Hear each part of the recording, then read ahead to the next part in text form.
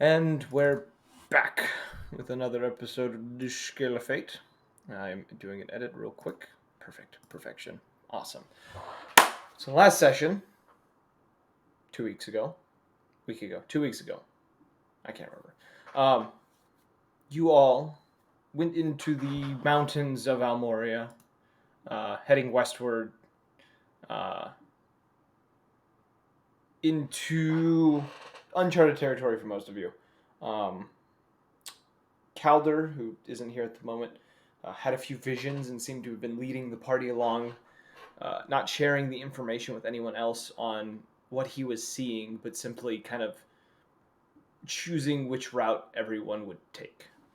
And along the way, as he led you along, you witnessed carnage of sorts, the aftermath of a fight between which you guys can identify as the Skullhound, who slaughtered about 15 or so gnolls, consumed the flesh of one of them, and simply walked off, noticing Orion as he was leaving, kind of giving him a look before disappearing off into the darkness.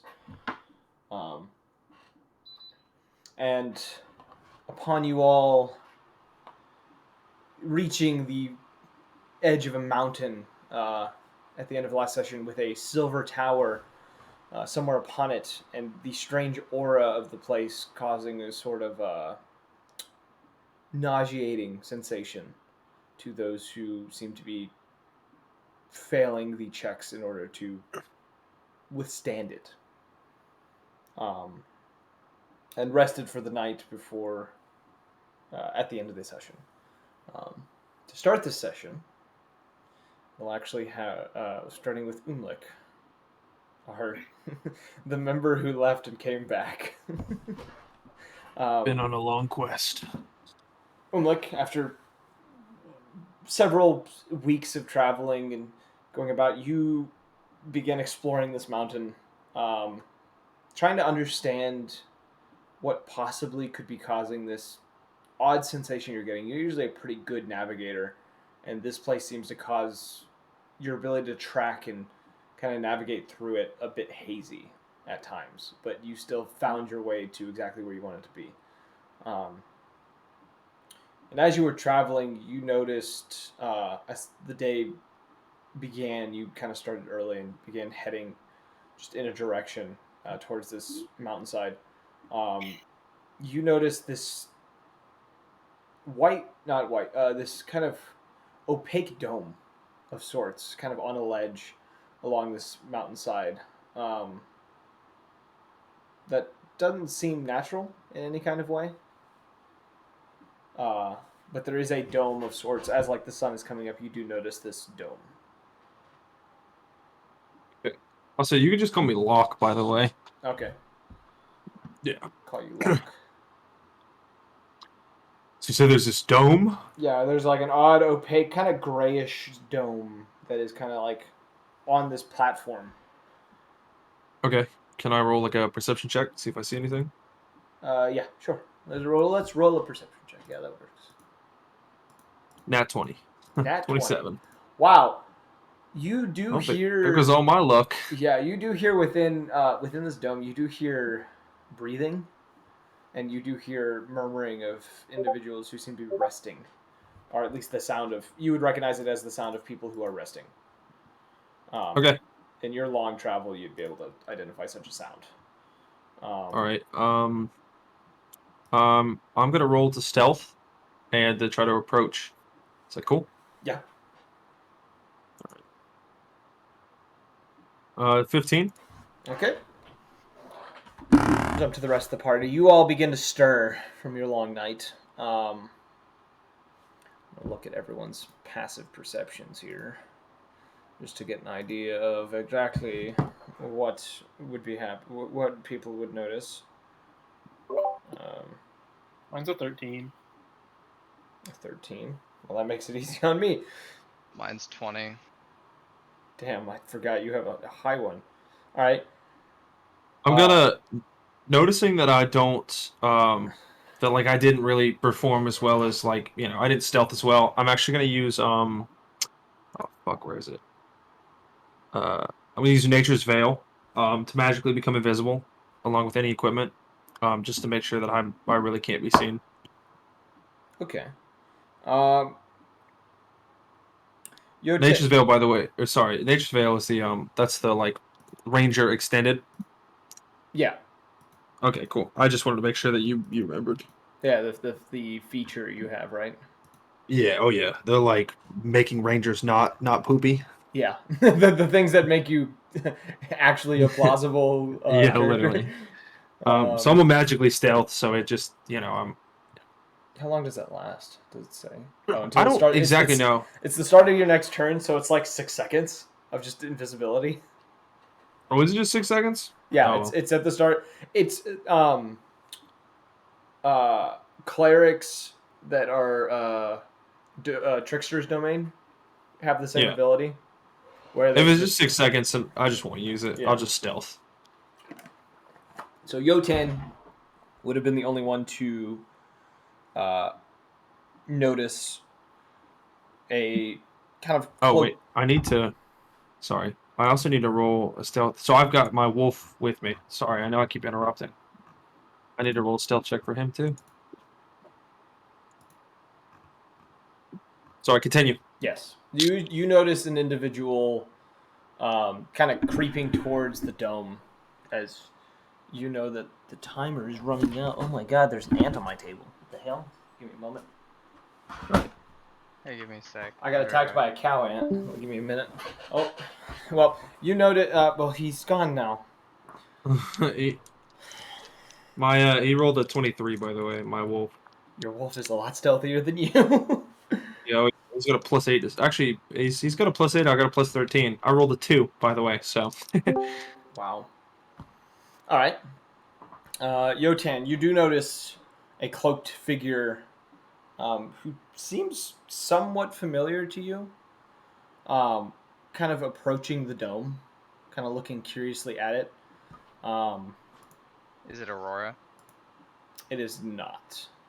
This figure is much did you taller. say is it Aurora? As I literally rolled the stealth check. As he was explaining that I'm walking up to this We dome. don't metagame here, fucker. Oh. Yeah. No, I wasn't in here when you said that, yeah. We don't. Is it metagame, someone that we fuckboy. were not talking about? You know what? Describe your character again, because it's been a while. Let me go into it. So he's got kind of darker brown hair. He's got tan skin. He's got blackish brown eyes. He's about 6 foot, 6'1". He's about like adult, middle age. He's like in his 20s to 30s. He's like about 170. He is in kind of tribal clothing. Like he's got a necklace. He's holding a spear. He's got a bow on his back. He's got like kind of like a kilt type deal, like a grass kilt that he wears, and essentially like tanned hides on his shoulders. But he's pretty much shirtless. He looks like a kind of like a tribal hunter. That's pretty What? much what he looks like. What race is he? He's an Iran. I've actually designed it. So Oh, okay. they're kind of human-like, but Yeah. their kind is kind of more prevalent to the jungles, and their bodies have adapted to jungle life. Yeah. So Type we're deal. from the jungles of Naran or Naranjar, which is like east on the map if you look. They're like a race that I designed that like solely inhabit that jungle. But we're like tribal people essentially, um, who like live in the jungle. So, but we're not like uneducated tribal people. I wouldn't We assume that. we speak many languages. All right. But yeah, you see this individual in his tribal garbs. He is familiar to you as he Yeah. kind of Do I approaches. see Yotan by the way? You only see the opaque dome. To you, it's opaque. They can see Okay. through the dome. Oh, okay, cool. Um, and as he kind of approaches, you kind of approach this dome, Imlek. You still hear the sounds within it, and you get probably around like 5-10 feet from it, and it's perfectly smooth. It doesn't look like stone of any kind. You definitely hear shifting and like within it, but you don't see any way of getting through it. Okay, so there's no entrance. No. Okay. How big is the dome? Probably filling everyone. It's probably roughly, I'd probably say like 8 feet in diameter. Okay, and it's sturdy. Like I can't lift it up. No, yeah, you like interact with it, and it just seems there doesn't seem anywhere to grip, and it seems solid underneath your hand. You kind of push on it. Okay, I'm going to. I'm gonna kind of go. I guess walk away. But I'm gonna keep an eye on it. And I'm gonna go try to hide in like a brush, make it look like I'm walking away, but still like watch the dome. Okay, roll another stealth check for me as you like leave sight, line of sight. That's a 27. 27. Okay. Do you want me to roll for the wolf too? I think yeah, I'm just gonna leave his as it is for the Okay, time cool. being. So you watch Yotan, you watch as he kind of interacts with the dome for a moment, then kind of walks off and then disappears into the uh, kind of disappears into the brush and just kind of vanishes from sight. Uh, Probably about a minute or two later, the dome pops. Noticed. Huh? What'd you say? I'm glad our party member that doesn't talk noticed. Only him. But the dome pops like it has multiple nights before, where it just kind of dissipates with like a quiet like noise. Calder and Kellic and Kosho seem to all be like slowly rousing, getting up. Kellic beginning to don his armor once again as the day's beginning. And like you are able to see this happening, you do recognize the three of the figures within the group that where this dome once was as it kind of just dissipated. You do recognize three of the figures. Oh, okay, so I do. All right. Yeah. Um. You recognize the huge Goliath wearing the mask, the Fire Ganassi wizard in his cloak, and the Lupin that you had met. You didn't know him too well, but you do recognize him. That originally, when you saw him, was wearing simple chainmail armor, and now has very, very fine, polished plate armor. Okay. I'm just gonna watch them and kind of try to follow them, just to see what they're doing. Okay. I'm gonna stay back, kind of stay out of line of sight, and I could obviously keep rolling for stealth until I fail if you'd like. I mean, I already noticed him, right? You noticed him walk away. He disappeared again. You don't know where he is now. All right. Well, I'm just gonna point that out to the group that there was someone who looked familiar.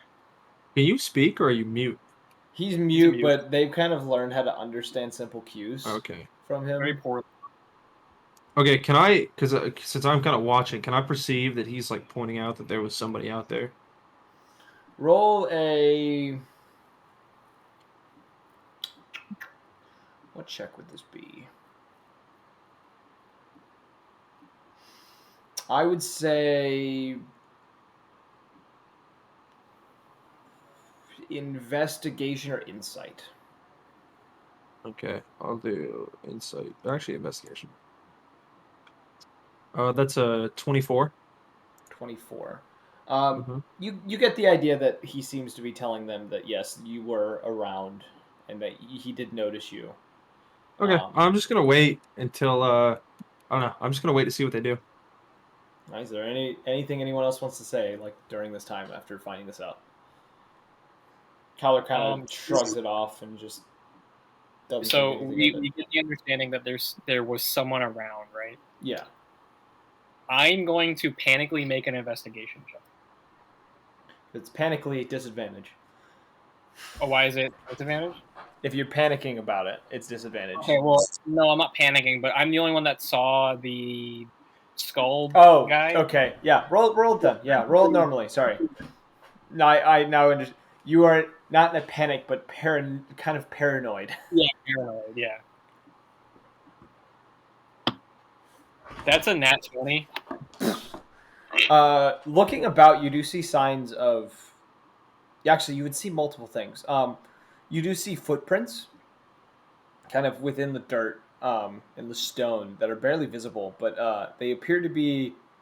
They don't look to be canine in any kind of way. Actually, scratch that. There is a set of canine footprints, but it seems to be that of a wolf instead of a bipedal kind of lupid. Yeah, it's like that both sides. Right? Yeah. You do see the footprints of a wolf that seemed to have circled the camp slightly and then kind of moved up into the brush, kind of higher up on the hill. While there's more human-like footprints that moved along to the edge of the dome, kind of moved about for a moment, and then also went in the same direction the wolf's footprints went, and then seemed to just disappear into the brush. I'm just gonna tell everyone about what I found, and then I'm gonna fly out of the dome, kind of like straight up towards where I think the footprints are. See if I can see them at all. Perception check.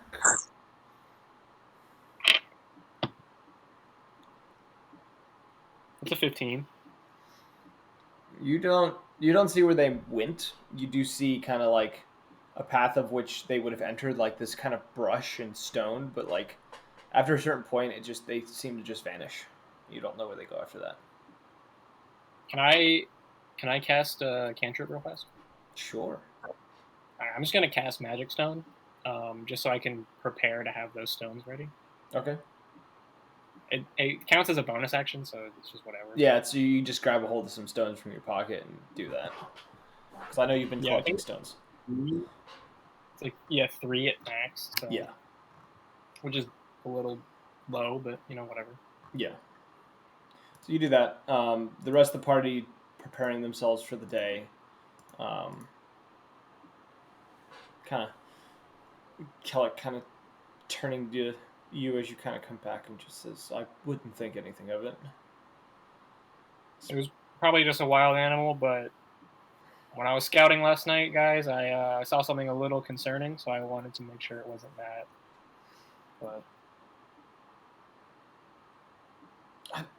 I don't think it should be anything of concern, and well, we outnumber whoever's following. That's what you think. oh man, this guy this killed like 10 gnolls, 15 gnolls. If we go over the ridge, we'll probably see a bunch of dead bodies. Kind of shrugs as Calder kind of like begins pushing forward again. Kosho following behind him. And Kellic just says,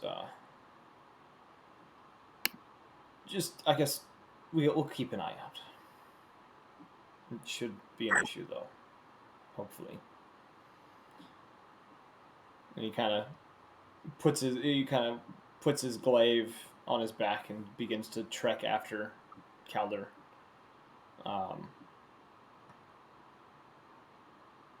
You two follow him? Yeah, I'll follow him. I would assume Yotan would, because Yotan usually is right next to Calder at all times. So you guys begin to trek up the mountainside again, towards this tower. Everyone roll a wisdom saving throw for me again, because it is a new day. That is the wrong dice. Damn, nat 1, so a 4. Okay. Mine would be a nat 20, so it's a 27. Okay.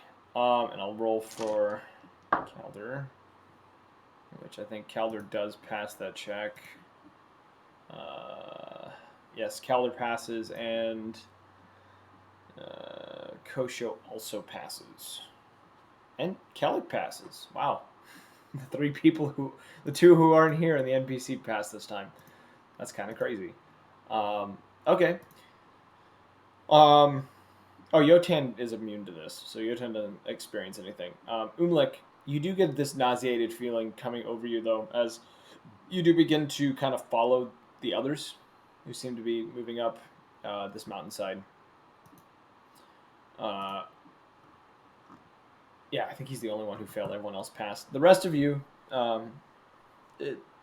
you get the slight haziness that you've been feeling the last few days, but welcome back.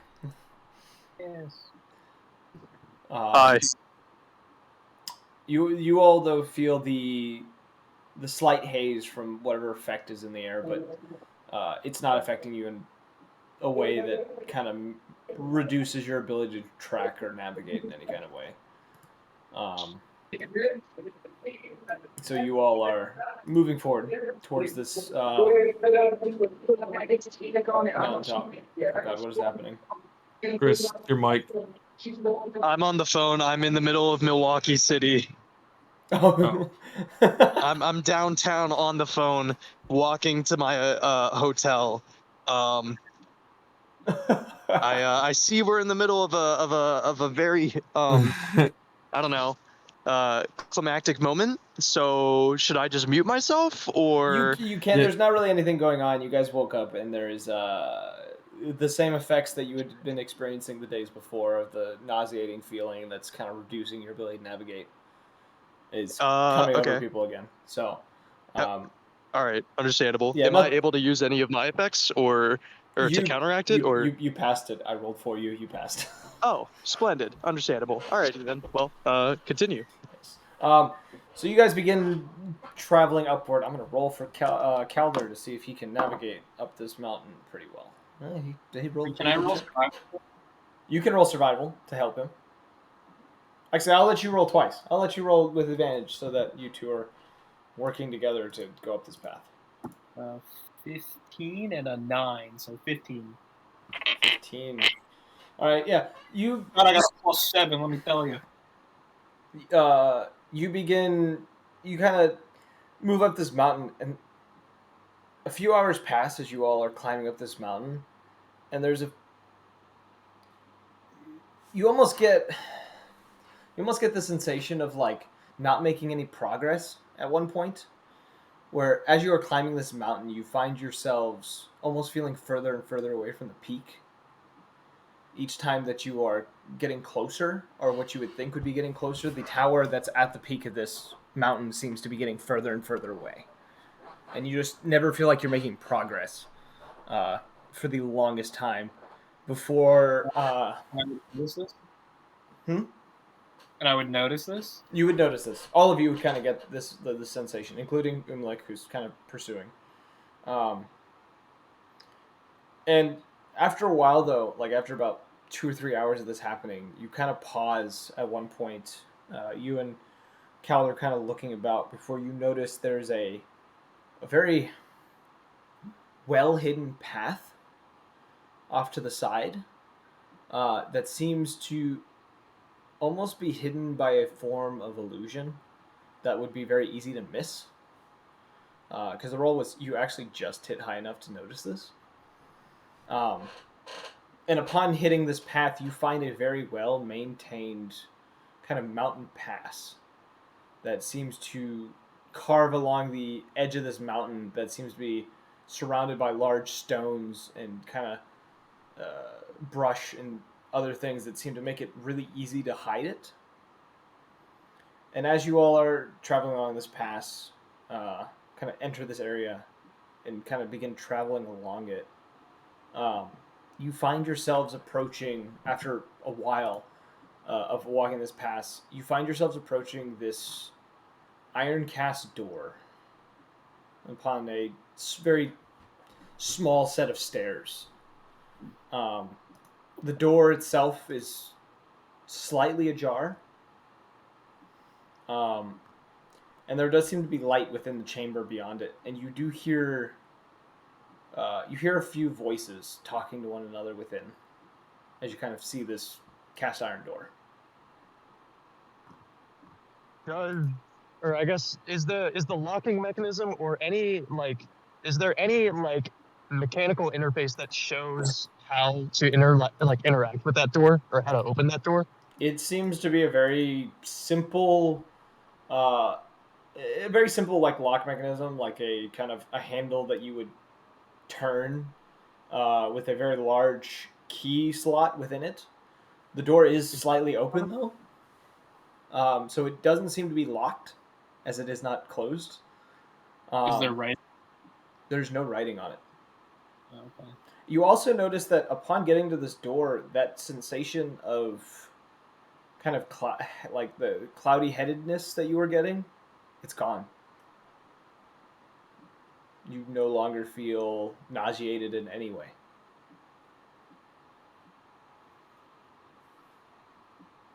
But you are all Shall standing we- before this door.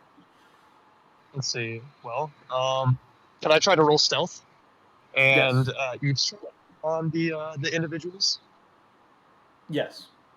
Would you like me to roll for you, or can you do that? You're walking, I know. Pretty please. I, I'm 3 floors away. I completely understand. I'm gonna pull up your character sheet in front of me, roll a check. Okay, you rolled a 14. So you kind of sneak over to this door, not the quietest you've ever been in your life, but quiet nonetheless, and kind of peek your head into this doorway a little bit. It ever so slightly creaks, but it doesn't seem to be all that loud. And upon looking inside, you do see there are 3 golden dragonborns speaking with one another, each sitting upon a different piece of furniture within this room. And the room you're looking at, it's a very nice, kind of almost seems like a living chamber of sorts. There is in the corner of it, there is a fireplace that seems to be filled with a very large fire within it. Above that fireplace, there seems to be a painting of sorts, um, kind of depicting the mountains as well as showing the silver tower within the mountains within the painting. The 3 dragonborns sitting upon very nice furniture, 2 of which are sitting upon these very fine armchairs, while the third is sitting upon a small couch that would probably fit 2 to 3 people. There seems to be bookshelves and filled with trinkets, books, and other items along the edge of this room. A nice carpet that kind of spreads along the middle of it. And there seems to be another door off to the right, kind of opposite of the fireplace, that's sitting in like the back left corner of this room. The Dragonborns haven't seemed to notice you, but they all are speaking with one another, seeming to be laughing and having a good time as they kind of talk. Do any of them have drinks in their hand? They do. They seem to each. One of them has a tankard. The other 2 seem to have glasses filled with a sort of what you would assume to be probably a champagne or wine of sorts. Okay. I want to head back to the group and relay this information. If they have not stuck up with me already. Okay. I'm about to enter elevators. I'm about to lose service. I guess I just want to regroup and get the lowdown on what we want to do with these guys. Okay. So you are all informed about what has been seen. Umlik, you are just far enough back. Roll on a stealth check for me, Umlik. Okay. Just call me Lock, boy. Yeah. Lock's just easier. I'm probably just gonna go by Lock anyway. 31. 31. You are a ghost. You are watching them. Okay, I'll roll one for my wolf as well. You're on the path, but you are kind of back just enough that they don't seem to notice you in any kind of way. My wolf rolled a 19. Yotan, though, would notice a set of kind of the small your canine companion kind of off to the side, kind of peeking through some rocks, kind of looking at the party, not showing any sort of aggression, but kind of just almost curious as it kind of stares at the party. So Ryan and Yotan, you have the information now. What would you like to do? I'm just gonna talk to the group and just be like, so there's 3 dragonborns and they're all mingling in the middle of this room. Essentially, they seem to be having a good time. I don't know what they're celebrating about. Should we risk it and go in because it feels like we're being drawn to this door? Would you rather announce yourself and ask for directions, like a common traveler? Best way to go about that is to knock and ask for directions to the silver tower that we were going towards. Who's all in favor? Any hands of just going in and asking? Yeah, any dissenting opinions? Kellic just kind of shrugs and just says, "It sounds solid enough of a plan, and what you described makes me think they're possibly not dangerous. So I don't think it's a fight Well- that we'll have." Do you think they were the ones that conjured this path and kept it so well maintained? Or I'm not sure. They obviously seem to be, well, affiliated in some way or some point with this tower. So we might as well just go out there and figure it out ourselves, one way or another. True. They almost sound like guests. But I'm not all that affiliated with, well, this kind of situation. I guess we can just knock on the door and ask, and then see what happens. Well, who would like to knock? Everyone kind of looks I'll between each other. Knock. I think it's fine. Okay. I'll be behind you as a liaison or something. Alright, you approach the door and kind of knock on it. The door itself, almost seeming the reverberations off of you knocking almost seem louder than they should be. As you kind of knock on this door, the talking inside kind of hushed for a second, before you hear a little bit of shuffling, and one of the Dragonborns kind of peeks out of the door. You can see another one kind of saying something to the other before kind of walking out of the room.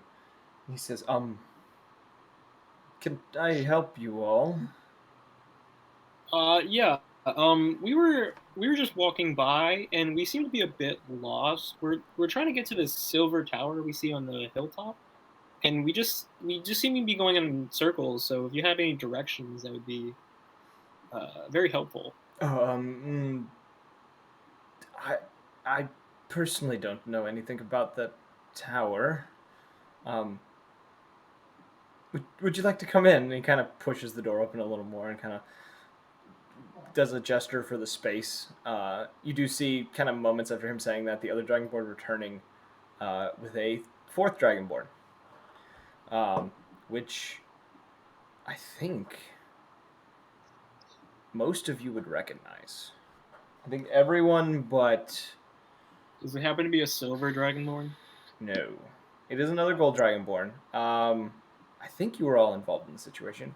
Those that do recognize him, you see Thallo enter the room. Oh, the bard. Yes, the bardic sorcerer, the bardic Dragonborn.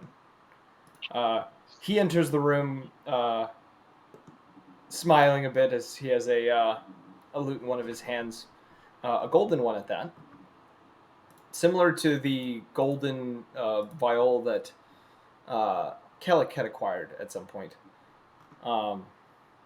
which none of you know when or where he got it. He just has it. He enters the room and he says, "Oh, I didn't expect to see familiar faces coming up here."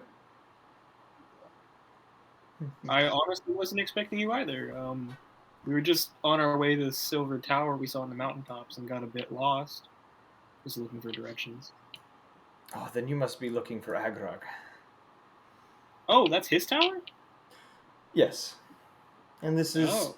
his, well, was his dwelling until we set up shop here. We haven't seen Agrog since, I think, Grandhelm.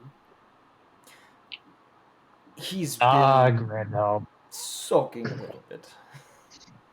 I mean, if you ever see him again or have any way to contact him, just let him know that the Goliath that was after him has been taken care of. Oh, well, you could tell him yourself. He is here. I believe he is actually in the tower. Oh, we'll tell him when we get there. That's good news. Yes. If you would like to all come in and come with me, I can possibly escort you to where he is. He's kept a few things secret from me. Well, that sounds lovely. He gives you a kind of big grin as he kind of turns and kind of makes his way out the doorway. That kind of goes out of this room to the right side as you all kind of enter the space. Umlik, as they're kind of going in, you watch as Kellic kind of closes the door behind him, hearing the door click as you were still outside. Okay. Do I perceive that they were like going in like it was obviously like a friendly person Yes. or okay. Um yeah, I'm gonna so is there any way I could peer in or is there just like this door? There's a small like window in it that has like metal bars across it, kind of almost like a kind of the old fashioned like submarine ports where it's like the Yeah. bars that go across it, so like to reinforce the glass sort of thing. All right. I'm gonna roll the stealth to like look in the window to see what's happening. Okay. That is 32. All right. You are stealthy as a ghost. You approach this window and kind of peer inside. You can see three dragonborns kind of resettling uh, at these chairs and couch, while the party seems to be following the one gold dragonborn that they spoke with through a second doorway within this chamber and out into a different room. Okay. I guess. Can I sense like how deep this place goes? Like, does it look vast, or is it like just like a small house? From what you can tell, there are definitely more chambers beyond this one. You don't know how extensive these chambers become. Okay. Yeah, I'm gonna knock on the door. I'm just gonna walk up and knock. Okay. The rest of you, as you kind of leave the first chamber and enter what looks to be a very large dome-like room with a teleportation circle at the center of it, um, and begin to make your way towards this northern stairway within this chamber. Um, there's a knock behind all of you that kind of causes Dallo to pause for a moment. He looks a bit confused at the door and looks to all of you and just says, um, if you could wait here for me for a moment, I'm going to go see who that is. I'm going to And he kind of quickly makes his way into that first chamber again. before he like opens the door, I'm gonna use the spear and I'm gonna turn into um probably let me see. Give me 1 second, sorry. Um I turned into looking for like a spider or something really small. The spider is like stat block that you can become. Okay, I'm gonna turn into a spider. Where's your And I'm wolf? going. Where would you have sent your wolf? My wolf is just gonna stay outside. Is he just sitting there at the door, or is he like hidden somewhere? Yeah, he'll probably be sitting there at the door. Okay. The door kind of opens up. Dallo peeks out, kind of peeks around. My Roll a wolf is. roll a Oh, sorry. Go stealth ahead. check with advantage for me, Okay. because you are a spider, and he would probably not be looking for a spider. And you use the The spider 31. stat block, I think. Um, both of them are 31. And then my wolf is gonna sit there, and he's gonna look at him, kind of see what he does, and then he's just gonna walk in and just sit right there by the door. Tello kind of pauses as he notices the wolf, and he says, and kind of bends down a little bit and just says, "Were you the one that knocked?" I'm just my because I could. Let's see. Let's see. Yeah, because I can kind of communicate with my wolf. I'm just gonna get my wolf to nod his head. Tello kind of tilts his head to one side a little bit and kind of crouches in front of it, like seeming very, very curious of this dog. And he just says, "How did you do that?" I'm just gonna get my wolf to kind of look at him and like tilt his head, like he just doesn't comprehend him. Hmm. Kind of lifts his hand And towards the wolf a little bit, almost like how you would with a dog, like kind of palm or back the hand first, almost He's just cockers it. gonna look at him. He's gonna go up, like sniff his hand, and then he's just gonna walk to the corner, and just sit down. Just look at everybody. Thallow just watches for a moment, just deep confusion, unsure of what to do as he just kind of shakes it off and closes the door and walks While over. he's doing that, I'm gonna try to walk deeper into the room, essentially to where like the like party is. You do find another door that does pose a issue because you can't get through it. I'm gonna kind of wait until he potentially walks through, unless the rest of the party's just deep in there.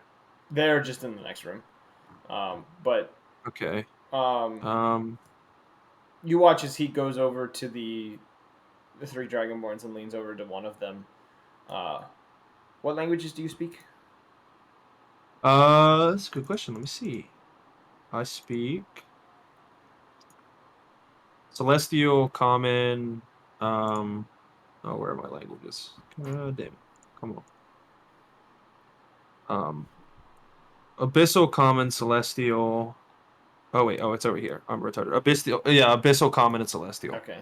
You hear him. The language you can't understand. Very harsh. A lot of very oddly pronounced words and these like a very deep kind of growl to it.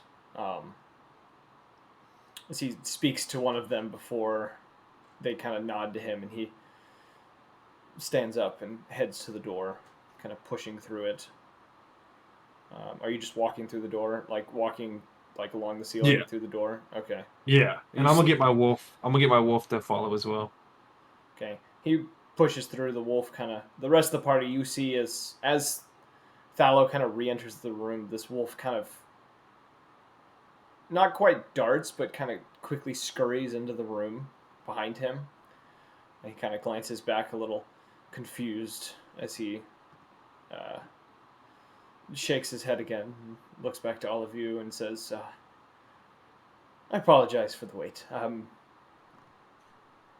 This canine decided to make an entrance. I'm not entirely sure who or where or possibly what he is. It's a curious one. But anyways,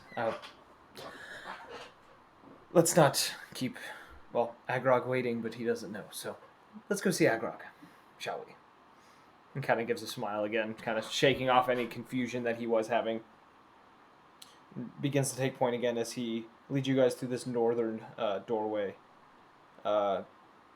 Seems to go through into a sort of like long hallway before ascending up a staircase into another hallway at the top.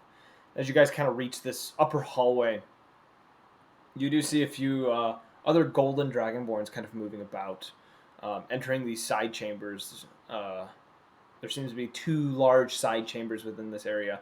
As he kind of walks, as you walk through, you do see that there are within these rooms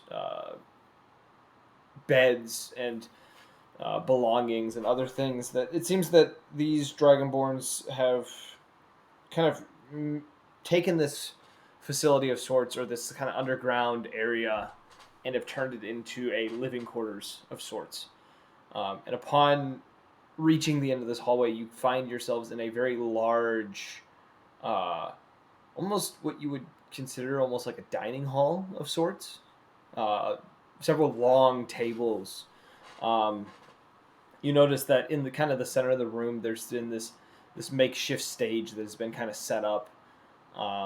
There are several, probably in this space in total, there are probably 50, 60 golden dragonborns that are all sitting about, talking to each other, eating, drinking. Some seem to be playing games at some of the tables. Others seem to just be having conversation with others and things of that nature. And a few kind of throw a few glances in your guys' direction as Thallow leads you into this room. and kind of rounds the stage a little bit, kind of smiling to the Dragonborn as he passes by, and kind of saying little small things here and there to them, before leading you to another hallway in the back. And as he stops, he kind of stops at the doorway and just says, if you go all the way down this hallway, there is a doorway. Just give it a few knocks. Agrog should answer. And if he doesn't, feel free to come back here and mingle. By the way, I'm gonna like kind of crawl onto my wolf, on like my wolf's back, and have him kind of carry me through things. Okay. And I'm gonna have him kind of walk with the party. I'm just gonna have him like walk up, and then just sit and just look. Okay. The rest of you, as Othello says this and kind of gestures through the doorway, what would you like to do?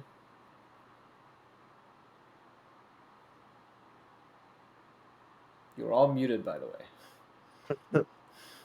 I guess we'll just follow to see until we get to Agarog. Okay.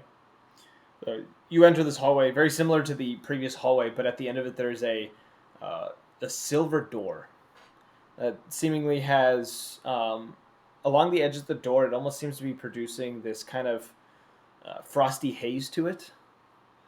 And the door itself almost looks cold to the touch, as there are actually bits of ice that are kind of formed on this door.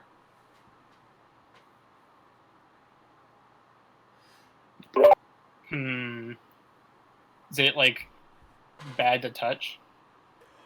It looks, you could touch it. It just looks like it would be very cold to touch. And we're still following Thallo, right? Thallo told you to go down this hallway and see him. He stayed within the dining hall kind of chamber because he seemed to be mingling with some of the Dragonborns in there.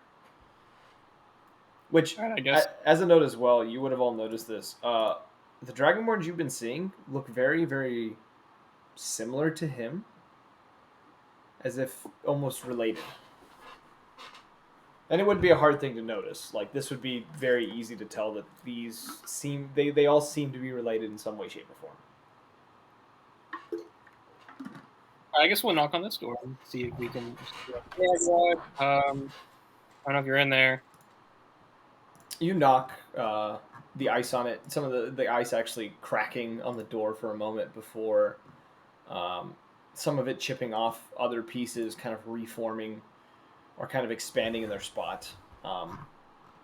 There's a long pause after you knock on this door. Kind of a silence falling over the hallway for a moment before you hear kind of like a bolt snap, and the door creak open slightly, and it peeks Agrog, the Silver Dragonborn, as he kind of looks down. He looks a bit irritated. And he looks that he probably hasn't been getting all that much sleep. He does look a bit tired. He kind of glances out and he says, "How did all of you find me?" Kind of on accident, to be honest. We were trying to get to the Silver Tower, and we ran into the door, and we met Thallo again. So, and he brought us in and told us to meet you over here. At the mention of Thallo, you almost hear like a low growl come from Agrog. He kind of glares down the hallway a little bit before he kind of lets out a sigh. He just says, "Well, is there anything you're wanting from me?" Well, other than directions to the Silver Tower, we wanted to bring you some good news that the Goliath that was after you is now taken care of. He kind of pauses for a moment, thinks over kind of what you said. He says, "I didn't realize that I was being hunted, but it would make sense after what I did." What did you do exactly? Because he was saying that you had killed his leader. So Kind of looks down the hallway again. Kind of lets out a sigh. Kind of pushes the door open the rest of the way, and you notice a very nice kind of circular chamber, or like cylindrical chamber that he's kind of in. He kind of makes a gesture for you to kind of come in. He just says, "Probably be best if we spoke away from, well, the others within the tower or within this place." He kind of makes the kind of moves away from the door and moves over to kind of a small selection of seats that he has. Very similar setup to that front chamber that you had seen, except for being cylindrical instead. Uh, in this chamber, you also notice the walls themselves seem to be made of pure silver, or at least they look to be. Uh, Ice forming along parts of them as well within this chamber, but it is it is comfortably warm in this space, even though there seems to be a presence of frost and cold. It seems to be very comfortable within this space. And he kind of sets himself down on one of these chairs, kind of next to the fire. The icy staff that you'd seen him carrying before, resting on a stand next to it, and a stack of books upon kind of a side table next to this chair. As he kind of rests next to them and kind of waits for all of you to kind of come over.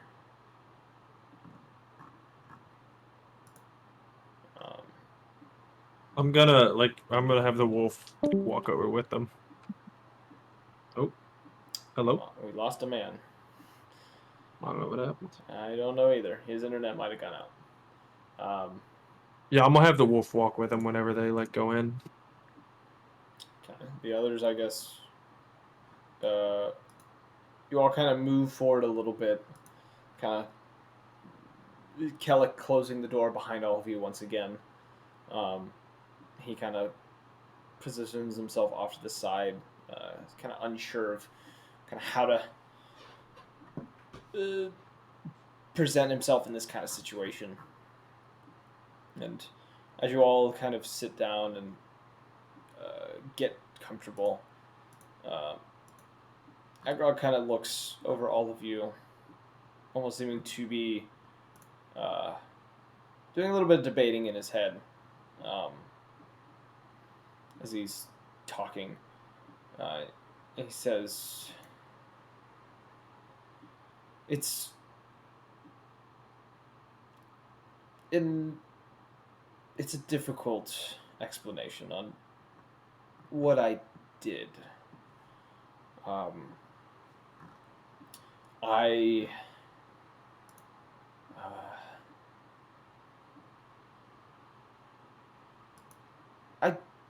took something from Sarthstag that was required in order to fulfill a favor that I had with Thallo for something that I had done in the past. I owed him this item. And knowing that, and what I took was quite valuable to the leaders of Sarthstag.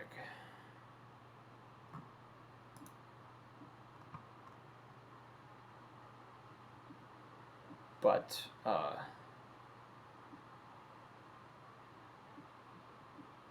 leaders of Sarstag, you say? yes, their little government chain, the cardinal and his generals were not very happy with Unfortunately, I wasn't here with you guys when you all caused what war, or was it a war between two nations? It's a war, but I'm saying this out of character. You're currently the Almoria and Sarstag are at war. Ah, yes. And Okay. Almoria's reason is because Sarthstag attempted to kill the prince. Sarthstag's reason seems to be a little unknown. Okay. Starstag. And Starstag, remind me, he's the deity, or not deity, but he's like an entity associated with Bryce, right? Sarthstag is the country that Sphex is from. The god they worship, which is Sarvoth, is the one who kind of Sarvoth. is the deity they kind of worship there. Right. Gotcha. Okay. Understandable. And he seemed you kind of watching him, kind of he refuses to make like eye contact, and he seems to be kind of doing a lot of thinking. Agrog seems to be doing a lot of thinking about what he's saying as he's saying it.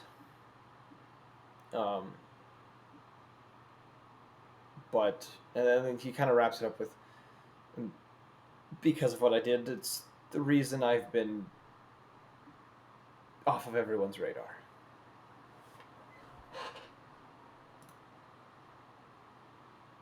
If that makes sense to any of you. Well, I personally have no qualms about anything to do with this political climate, it seems. So do what you need to do. He kind of gives a nod.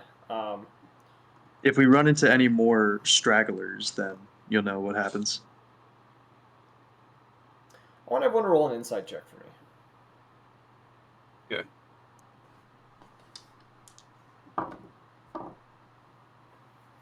$18. Okay. Nat 20. Okay. I guess I'll roll for Yeah, I don't know what happened to him. the other characters. If someone wants to shoot him a message, Yeah, I can. to figure out what the hell happened. Okay. And what happened to Yotan? He's muted, but he's not saying anything. Oh, we've had quite the talk of the party here. Yeah, extremely. We've done a lot of. He's out of the loop. He might have fallen asleep at his computer again. I'd be talking more, but I'm supposed to be stealth. Yeah. I'm like, Okay.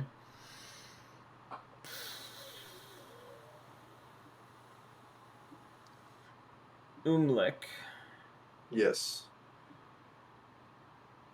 I'm actually, we're doing whispers. I'm doing whispers. I'd rather do whispers Ooh. about this than anything else.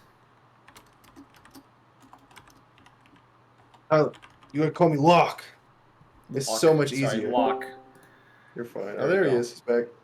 Sorry, my So- shit was being wet. I sent you what you got out of that insight check, Lock, because you got the nat 20. The rest of you, this seems actually real quick. Orion, roll a insight check for me. Insight? Yes. That's a nat 20. I'm gonna send you whispers. Because I have to send you whispers about this.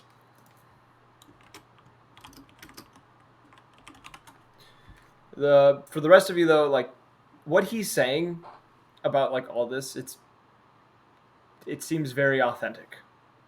Everything that he's kind of explained seems to be seems to in your mind add up to the situations that have occurred and the reason why Sarthag is angry.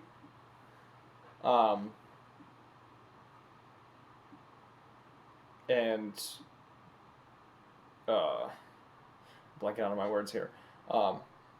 And like with that too, you also there almost seems to be a sense of like understanding with what he did as well.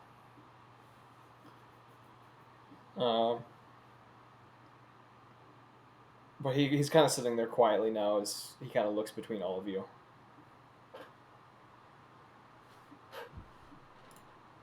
I kind of missed that part where he was talking, so I'm not sure. So the explanation he gave was he had gone to Sarthstag and stole something from Sarthstag, and the Cardinal, which is one of the leaders of Sarthstag, and his generals got upset, and that's the reason they're hunting him right now. Okay. I'm gonna push him more about the item that he stole. So, Agarog, you said you stole an item. I assume this is an item of great importance to them. Like, what was it exactly? Kind of pauses for a moment, and you would be able to notice this. As he kind of like pausing there for a moment, there is a slight strain to him that's happening as he seems to be straining ever so slightly. And he says it was an item that Thallo needed. An amulet of sorts. It was needed for the favor that I owed him.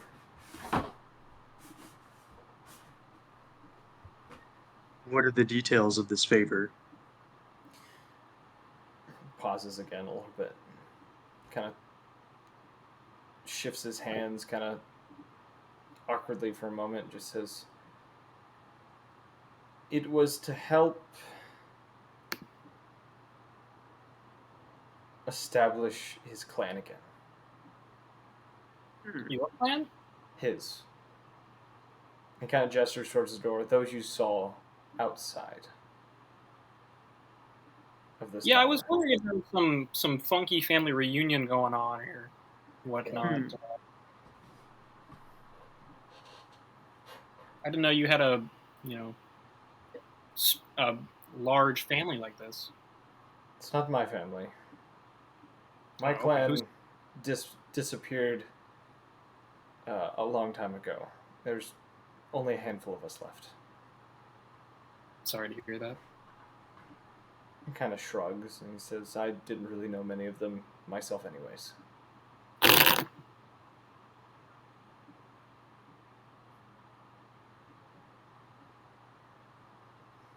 So this item goal was so that you could reestablish someone's clan. That has to be a pretty powerful item, or expensive item at least. Yes, it's a rare item. Probably. Is there a story tied to it? I mean, if I'm it's intrigued about this item personally. so, this must be legendary or honored to the utmost by your clan. Yeah, I have a friend. Is this tradition? I got a friend named Reggie who would probably love that item. He's a really good enchanter of items. I feel like he would be very interested in like seeing it, knowing how it works. I know our buddy Calder here would probably love it too. It is I, Reggie. As you were kind of saying this, you do notice that Calder and Kellic seem to be looking at you guys kind of confused and almost like there seems to be a question within their kind of expression of why do you keep questioning him about this? Kind of like he told us everything, like why are you questioning him type deal. And I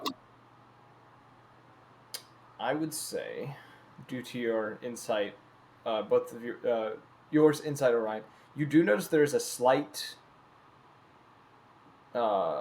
haze to their eyes a little bit, like ever so slight.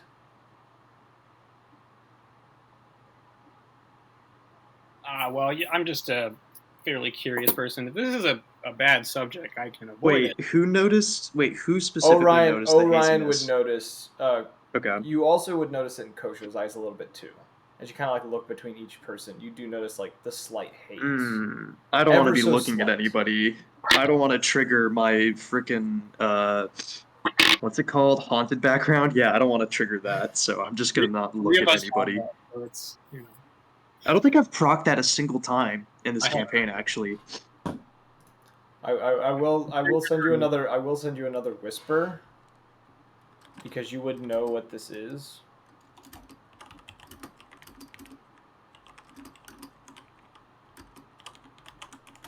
There you go. There's your whisper. There's another secret for you. Gosh. So okay, never mind. I was gonna let me text that to you actually.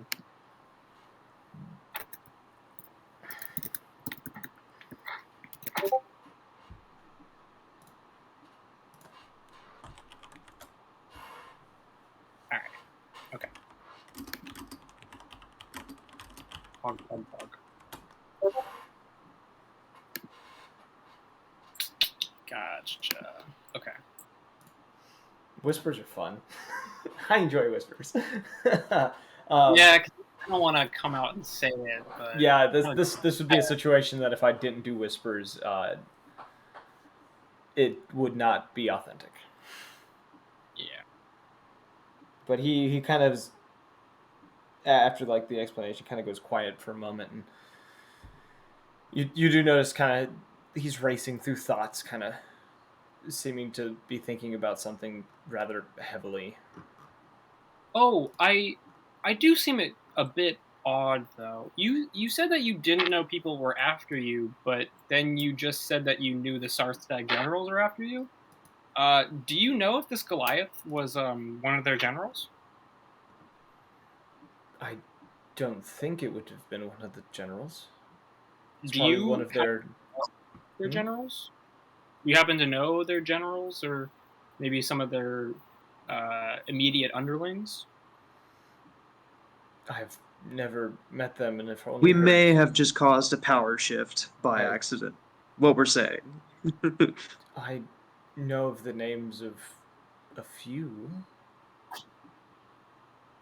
but I do not know any of them personally in any sort of way or extensively.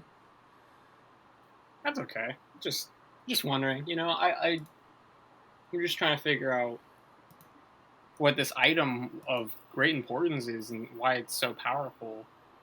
I feel like that's might cause a little bit of a you know international incident. If you were to steal an No, item. nobody saw my face while we were beating this perp down. So for all I know, for all intents and Oh, purposes, we're fine. not what we did, Kosho. I'm saying what Agarog had did. Oh well, he's no, yeah, he's totally in the sus zone, by all things considered. If you want to keep pursuing him, by all means. But I think by now, I guess Wondering, I will be we're reaching currently towards at, the exit. we're currently at war of Sarthstag, and I'm just wondering what Agarog's, you know, if he understands that like he might have caused an international incident by stealing an item of great importance. Mm, I'm just I want him to be cautious, and if he has very well. after him, just tell us who, and we will keep an eye out for them. I did see a very uh, worrying figure the other night, and I'm just worried that maybe since he's so close to Agrog's tower, that this is something he needs to be aware of.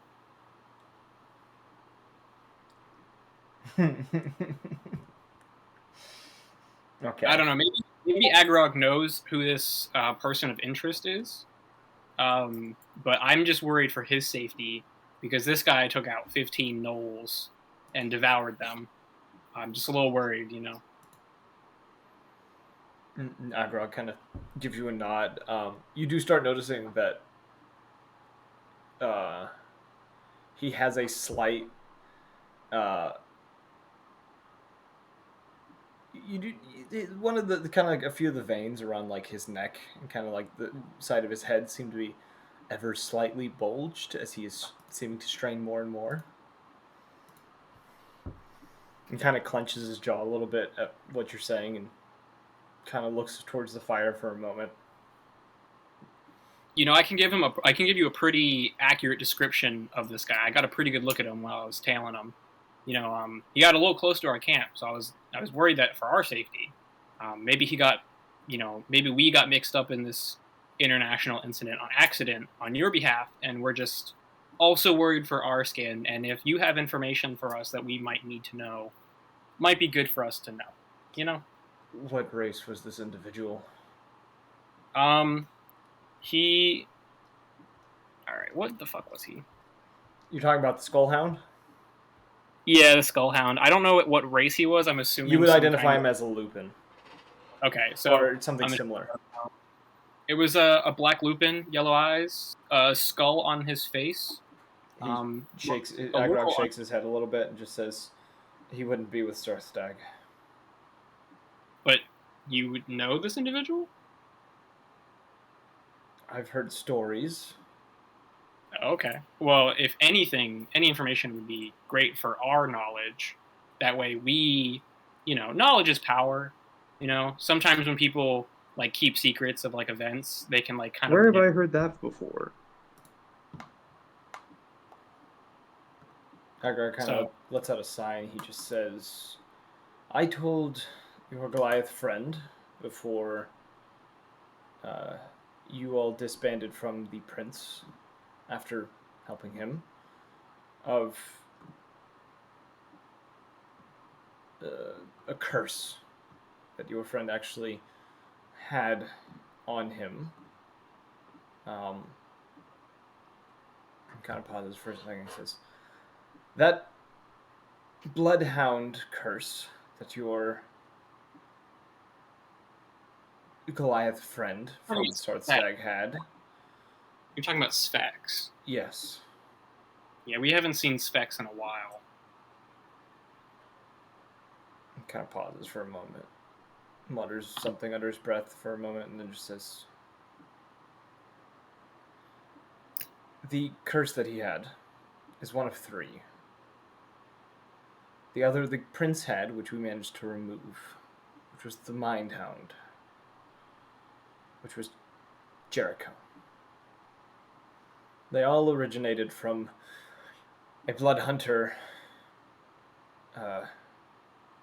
named Lumen, who had been taken by witches of the swamps of Vandarth and torn into three separate entities through their experiments.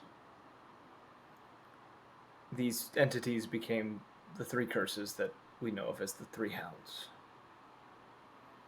What you are describing sounds to be the Skull Hound, which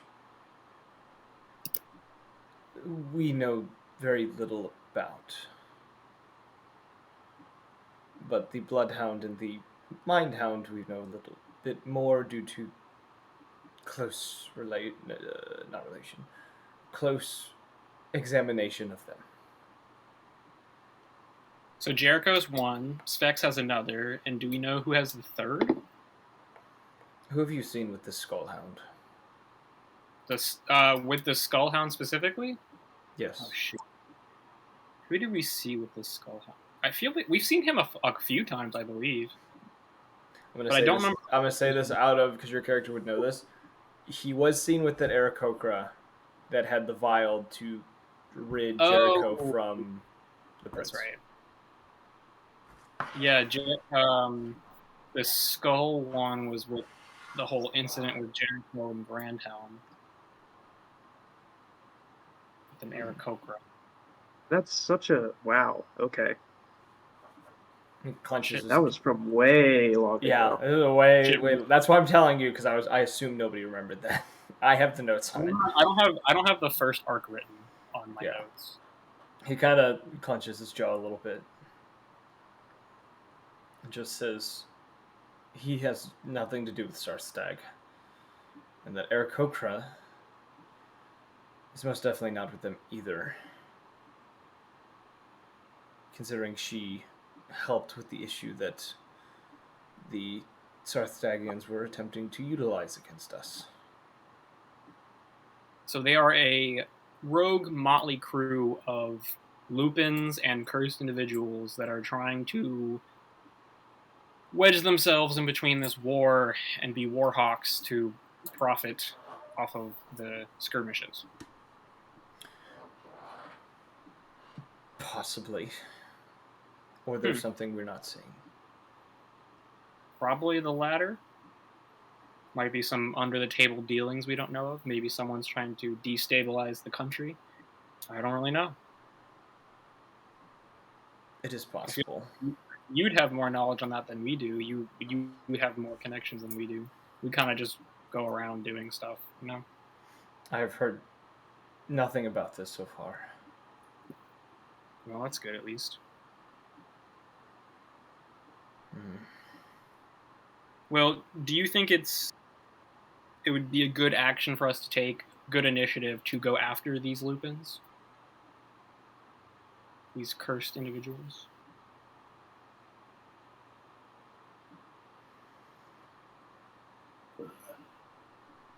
If you don't have a lead, then no. If you do, Other than seeing him recently, we don't have any leads. Do you have a name for him either? Because I don't know if we have his name. we. Are you talking to me or Igrog? Agorog, because he said he has heard of the Skullhound. We don't have a name for him. We've only ever called him as the Skullhound. Okay, so Jericho's one, the Skullhound is the second one, and Specs is the last one, the other. Specs has the Bloodhound, which was who named himself Azazel. Okay, gotcha. Or not Azazel. He's not Azazel. He was Azrael? Azrael, I think it was. I don't know. It's something like that. It was like AEL or something. I have it written somewhere. I gotta find it at some point, but yes. Yeah, you gotta get Cal to the note taker because he's got Obsidian. That shit's crazy. Our notes are equal Okay. for the most part. Anything I have said, he has probably written down in some way, shape, or form. I don't know if you have Obsidian as well, but that shit's crazy. I do have. It is Azazel. I was right. I just found it. Yeah, so it was Azazel. I gotcha. The Skullhound is this other person. We don't really have any leads about him, but maybe if we run into him again, we can, punch some information out of him or something. What was the circumstances of you last seeing him? Probably like a night or two ago. He was in the ridge nearby when we were camping. I didn't tell anyone. This is, by the way, this is everyone's. I think, or no, everyone heard this earlier, but everyone's a little still fresh to this information. What did you see when you saw him? Well, I was an owl, but I saw him ripping apart bodies and eating dead gnolls, about 10 or 15 of them. And then he glanced at me and then kept on walking, but I didn't deem him as an immediate threat at the time to go wake everyone up. So instead, I just decided to follow him for a little bit. But once I noticed that he was not going towards our camp, but the other way, I decided to fly back. This is concerning. But that's why I was saying, if this person is after you, that is information that you should probably know, and that we should probably know, so we can keep you safe. The Skullhound is definitely not pursuing me, but he is definitely a threat. Well, I believe that he's a threat. I just wasn't sure, because he is in your neck of the woods with your magical tower. I'm not the only one out in these mountains. Well, if you have like a, I don't know, map or like a little pamphlet or brochure of the area, that'd be great as well. The magics that we have up out here prevent them from being documented. Gotcha. Is there any way for... Well, what kind of magics are in the area, actually? I know it seems like there's some kind of illusionary magic that's trying to prevent people from finding this place. But alas, we have found this place, so... It's complicated. Very ancient magics that I myself got help from another entity in order to perform. I had noticed that we felt kind of drawn to this area, almost in a trance, maybe charmed in a way. Is that a spell that you have, established in the area? If not, then that is a concerning thing for you, just to let you know. Just airing out, putting all the cards on the table. The spell is supposed to muddle a mind and make it difficult to navigate. and it's supposed to produce a feeling that repels most from such a space.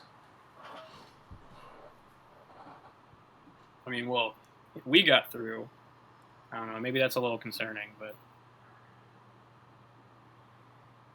it almost felt like we were compelled to come Does here. it only work on one location, or deterring persons from one location? That's probably why we were able to find this other place so easily. You see him kind Well, I of think clenching his jaw as he's like thinking heavily, but he's not answering you. He's just kind of staring at the fire, thinking I'm gonna heavily. interject Kosho and say, well, he had said that it causes like interference, so I think it's a general kind of thing. Maybe not for a specific area, but if you were to like pass something that would cause some disturbance on a way to a different place, it still would cause some kind of interference. I know nothing of your magic, only of the spirit. Hey, you listen. That's Calder's domain. I only really understand the burning will in people and nature spirits, so I don't really understand it. I just know I have a general idea of what my nana taught me about magic. Very well. Do we want to make ourselves, or do we want to make haste towards our objective, or shall we remain here? I mean, if that's okay with Agro, I wouldn't mind collecting ourselves before we head out to the tower. I heard it was your tower, though, Agrog. Is that okay for us to go there? As you kind of turn and look towards Agrok, you do notice that there's a bit of blood dripping from his nose. And he seems to be straining extremely hard at the moment. You don't seem too great there, bud. I can heal you. I can heal you with a spell. I think I have a greater healing potion as well. You need that. You watch as he kind of lets out a sigh. The straining almost seeming to stop immediately as he gets to his feet, kind of grabbing the staff and kind of moving over towards this kind of like a staircase that's kind of off to the side that seems to spiral up this room. And as he kind of like reaches the staircase and stops, the rest of you get a sensation. Those of you who I didn't whisper to. There's a feeling of almost an emptiness to what you have been told. Something almost as if something is missing. Now, Ryan, you notice that the haze that was in Kellick's and Calder's eyes almost seems to fade away. Is he walking away, like currently? He is standing at the staircase like he. What is he wearing? He is in a cloak. Kind of this I'm gonna very fine cloak. I'm gonna command my beast to walk over and grab bite his cloak and kind of growl. And kind of almost like pull him back over. And while he does that, I'm gonna jump on him as like a spider. And just like sit on his cloak. Wait, should I roll for something to be Stealth like check. undetected? Yeah. Nat 20. 33. You are as stealthy as can be, and as your wolf kind of goes towards him and kind of grabs on his cloak, he kind of glances over, and you watch him kind of tap his staff against the ground. I need your wolf to roll wisdom saving throw for me. All right. Look at it. Actions. Wisdom save. All right. Oop, shit. Sorry, give me a second. Nice, Phil. A 9. Your wolf is transformed from a full-size wolf to a very small puppy. Yeah, he's gonna kind of whine. He's gonna kind of scamper back to the group. He kind of sighs for a moment. The blood still dripping from his nose. He says, "I'll be back in a moment." And he begins to ascend the staircase, the wings on his back kind of twitching slightly as he kind of makes his way up these stairs, kind of up to an upper floor that makes up the next level of this tower, out of sight. Can I make a check to see what is wrong with him, like a medicine check or something? Insight, Medicine or Arcana? I will do Arcana. That is a 16. You do Arcana, I'll do Medicine. So Orion, you definitely can tell that he was straining from magic of some sort, and it was from his end. He had been casting something, and it was causing him to strain. You don't know what he was casting or why it caused him to bleed, but you also can tell that he didn't really take. There was no physical, like there was. He didn't lose health from this. You just can tell that whatever the strain was just caused blood to drip from his nose. Interessante. Something is causing him to, well, I guess, do you think something's interfering? Or do you think he's losing focus? Just Well, he's by out of the room now, himself. right? He went up to the second floor. I'd be whispering this to Orion. I'll go over to Kosho and say, no, he was casting something while we were in the room. Everyone except for, I think me and Jotun were both, everyone was charmed except for us, because he was masking something. He was trying to hide something. And due to that, him casting for a longer period of time because of us pushing on him, it caused him strain. What is he doing Like in the this. other room, by the way? I was going I to get don't to that like once being they're done surrounded by with our game. lizards. I am a druid. Kelly kind of steps forward and just says, "That sounds a bit harsh, Kosho." It sounds like a heavy accusation. No that I'm- offense. None to me. It seems a smidge harsh. I'm tired of Arcana wielding flying beasts Aren't you like a that gets reborn into soul? terrible strife. Aren't I reborn of what? Aren't you a reborn soul? I wouldn't say reborn. I'd say I'm more of a traveler, if anything. But But in I a can see sense, where you're yes, coming from. I've had a past life. Hey man, I think nature is a recycling process. I think I used to be an oak tree when I got outside. I just like standing out in the forest for long periods of time. Oh, you were alive as a tree? That's cute. I don't know, but that's my personal belief. That's what the nature spirits have told me. If nature spirits are alive, I feel like why couldn't I be one? Can I go and like reach out to like read his palms? Yeah, I will willingly give you my palms, my birdie palms. See here, I'm gonna send a little whisper. All right. While you're doing that, I'm gonna lack I'm or lock. getting my.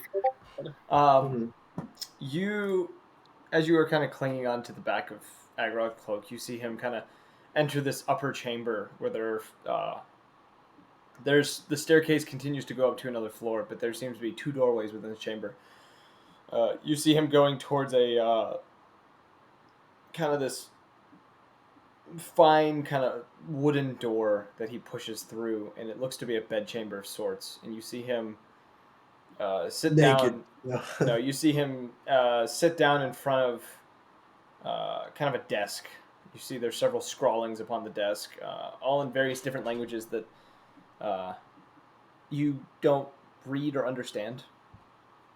As he's kind of sitting there for a moment, kind of grabbing a rag to kind of dry up the blood from his nose, just kind of sits there for a moment before.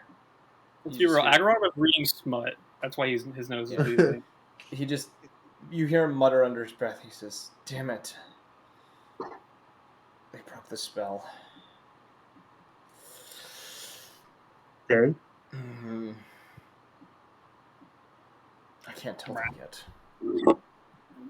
And he's just kind of sitting there, and you see him quickly kind of collect up an inkwell and a feather.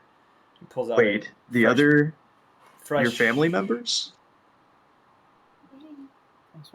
He grabs a fresh piece of parchment and begins to quickly scroll something on it. The symbols, you would recognize them to be more draconic in nature, but you can't read what he's writing. Can I like remember it? I would Can I, like- say. Yeah, try to focus on remembering it.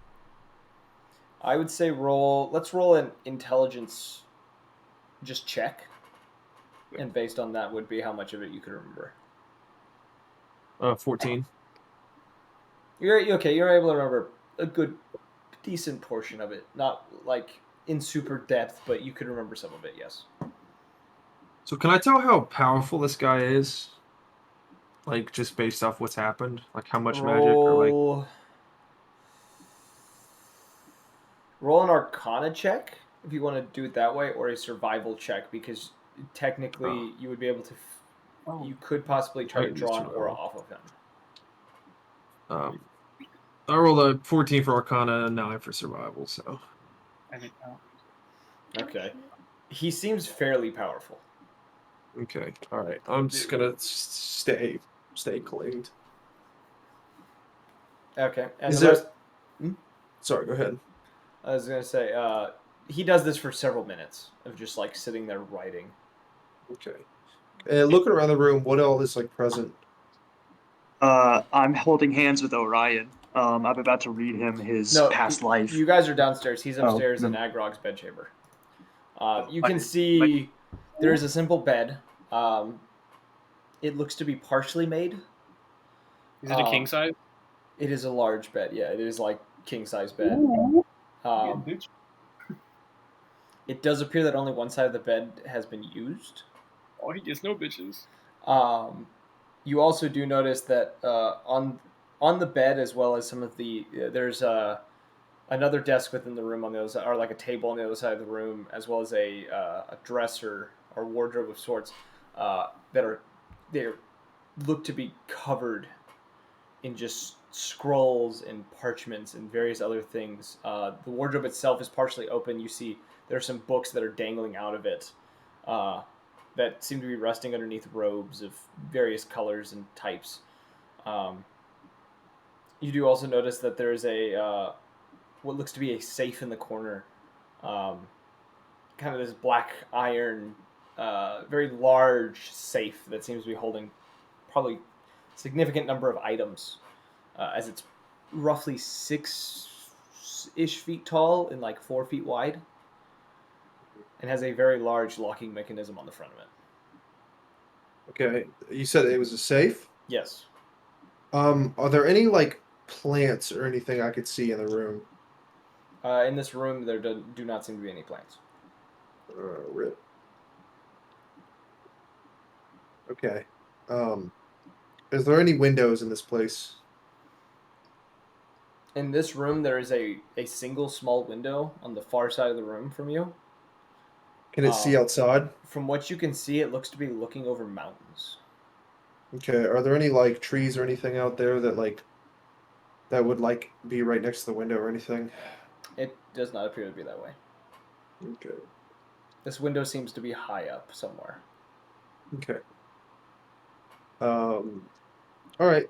Yeah, I'm just gonna wait, I guess, until he comes back down Okay. and try to memorize as much as that thing as I can. So while you're doing that, the others, Orion, you kind of hold your hand out towards Kosho, who takes it and begins to kind of read it. I'll let you two take over this interaction. So I guess I say to him, in order for this to work, I need you to look into my eyes while I read your poems. You're going to feel a warm sensation overcome you, but it'll pass. Are you ready? Yeah. Are you coming? Okay. So, I guess in this moment, I look into your eyes. unfortunately, because of how Haunted One works, we will experience those. So I guess It doesn't. No, haunted. I also have a haunted one, so I think it cancels out. Oh, does it cancel out? Oh, perfect. I have no clue. I think it also it's not like a passive thing. I think you can like opt for it. Okay, I see. No, yeah, because I know there's some people where they literally cannot look at anybody, and then there's some people who are like, yeah, they can just activate whatever. I'm not Okay. entirely sure how that works, but I think it's more of like it's more of like a I've seen shit kind of look. Yeah, yeah. But we already know each other's like. Well, I don't know my past, but I don't think I've necessarily told, or I don't think anybody in the party, like in character, knows Kosho's background So other than I thought you that talked he about kind of. that. the In, the, like, one of the the earlier. haunted one, the whole feature for it is simply just you it's a look of like I've seen some shit, I've been through shit, and there's like it activates a sort of empathy that people have towards that because they're like, oh shit, this man is torn apart type deal. Seeing things. Ooh. Okay. Yeah, that's what I thought it Interesting. was. Well, alrighty then. Well, anyways, I look into your eyes. How many siblings do you have right now? Do you, if any at all? Oh shit! You don't know. I actually don't know. I see a flock of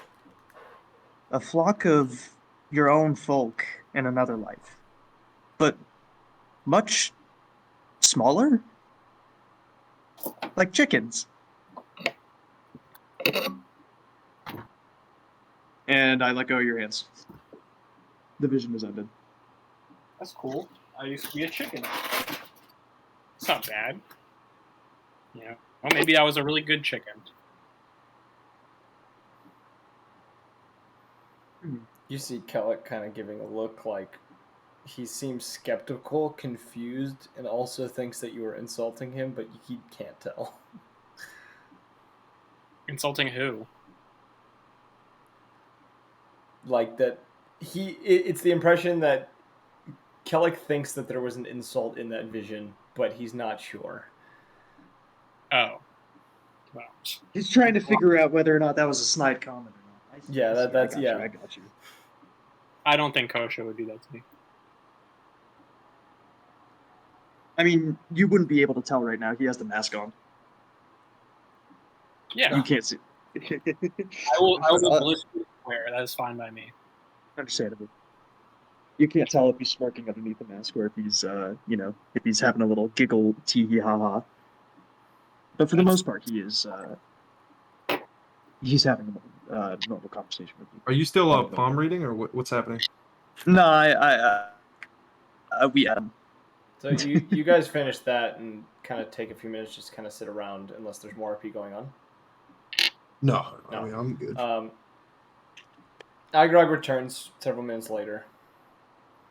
No longer dripping from the nose. He does seem a little distracted, as his mind seems to be a little elsewhere as he kind of comes down the stairs.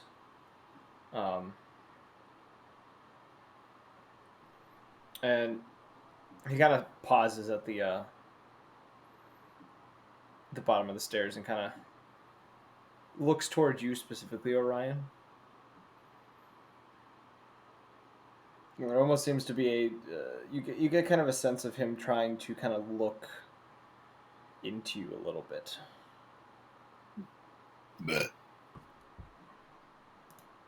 I'm gonna jump back on my dog. By the way, is my dog back to regular size, or is he still a puppy? He's still a puppy. Okay. Can I? Is it okay for me to like be on him and not be noticed, even though he's a puppy now? Because I was kind of hiding in my dog's fur. You're the size of spider you are is like you would fit on like a dime or a quarter. Okay, cool. Like All a right, wolf yeah, spider type size type deal. Yeah, I'm gonna jump back on my dog. Okay, so you kind of scamper back over to your dog. He's Right back. yeah, he doesn't say anything. He just kind of comes down and just stares at you, Orion. Kind of making eye contact with you and just kind of staring. I'm going to silently chuckle at him. And I'm going to say, you good there, bud? I know you were bleeding there a little bit. I offer healing. Just a light thing, maybe a health potion or something. You know, it's not too much, really. What is it you know? That I know? Excuse Well, I'm us. really good with plants. I have an herbalism kit. I just took up blacksmithing, actually, so I've been reading up on some giant runes. Yeah, it's quite interesting, actually. You know. He continues staring at you, and you hear within your head, you hear him say, "No, I mean about what was said. What do you know?" Is he saying this out loud or in my head? He's casting message on you. Can I reply in my Yes, head? you can reply in your head. Can I lie? Yes. Okay. I'm just gonna kind of repeat back the story that he gave us of, well, you stole something from Sarthstag to rebuild someone's clan, and that's really all that I know about what you had told me. Roll a deception check. Boy. What's my deception? Wait, hold on. I get advantage on deception. Yeah, Pog. Okay. That's a 6, and what's the second one? A 13. Right? Yeah, 13. He squints his eyes at you, and there's another pause, and you hear within your head again, "Don't lie to me." Oh, I'm not supposed to lie to you? But it's okay for you?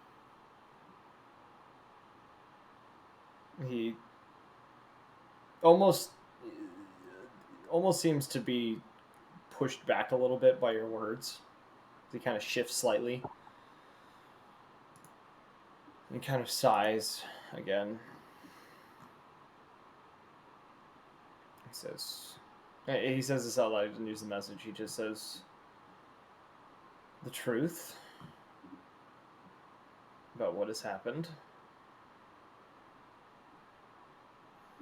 And he pauses for a moment before kind of holding a hand up, and you see a small kind of illusion appear in front of him. All right, sorry, I'm back. What happened? He's showing this. You see 15 faces, none of which you recognize. Who is the main guy?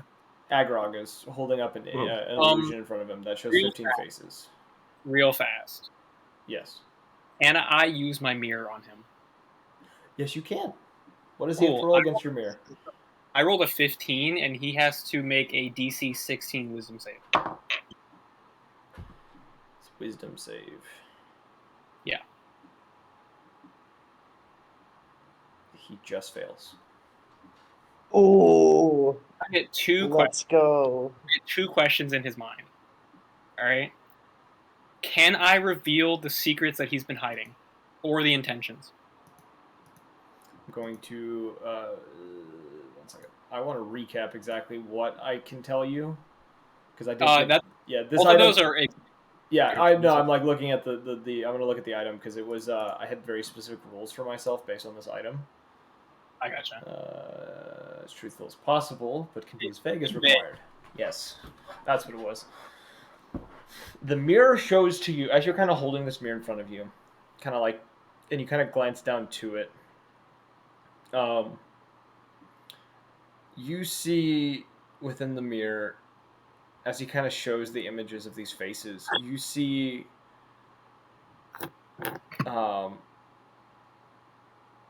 Agrog standing within what looks to be a fort.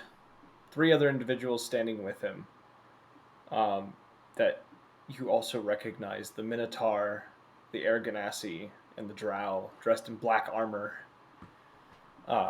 There are bodies in front of them of what look to be soldiers and almost occultists that seem to be strewn about, as well as 15 individuals all shackled and lined up on the ground as they stand before them, kind of looking over each of them. Agrog, looking disdained yet pleased with what has happened, before the image within it kind of fades. And then the next thing you see is Agrog, with a book in hand, looks to be chanting something as chanting something for a moment before blood splatters across his face, and then the mirror goes back to what it normally looks like. And what's your second question? My second question was his intentions. Intention specifically in what? I'm going to say intentions with us specifically in this in this scenario, like us being in his tower, and like what is he trying to manipulate out of us, or was he trying to like what is he trying to get?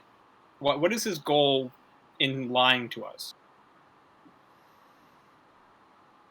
You get the idea from the mirror. The imagery is kind of spotty, but you do get the idea from the mirror that he seemed to have been trying to keep what he had done a secret, in the kind of with the idea of making it difficult to track back to him. And he was trying to keep himself off the radar more than he already was. He was trying to keep from getting further onto someone's radar, essentially. This is a side note. The fort that they were in, I have no indication of where that would be. It did not look like Elmorian architecture. Was there a flag or a banner somewhere? No, but you would have recognized the soldier uniforms, because you have seen these uniforms before as Sarthagian. Okay. I'm gonna let it play out. I'm gonna keep that information to myself. I'm gonna let it play out. Agrog, as the mirror was doing this and you were getting this, he holding up this illusion of the 15 faces, which you did see the faces in the mirror. As you watched, it was the 15 shackled individuals. He said, I, with the help of some old friends, acquired vengeance for what these 15 individuals had done to me. Personal vengeance. As well as fulfilling a goal to pay off a debt. No, the debt to Thallo. Okay. For which I have allowed him to be reunited with his clan. Why are you indebted to Thallo specifically? Because I am the reason he had been separated from them. I am no longer indebted to him, and yet he is still my burden. It's a little rude to say to someone in the room over, but, you know. So you're indebted to him because you were the reason his clan got separated. And so you rebuilt his clan by freeing them from this fort of these 15 individuals? Not exactly. It's complicated on what was required to reunite them.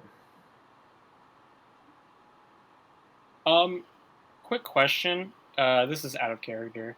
How many Dragonborn are in that we passed by so far? Within here specifically, you've probably seen about 60. Oh, okay. This is a very large clan. Probably one of the largest Dragonborn clans you've probably seen. Gotcha. Okay. Well, I'm not going to condone or condemn your actions, but I will say I just hope you realize that it's a tad bit reckless if this does get out and trace back to you. It's just another question. What is a Dragonborn's AC? No. I think well, I don't have a charge left, but I think my mirror can show me that.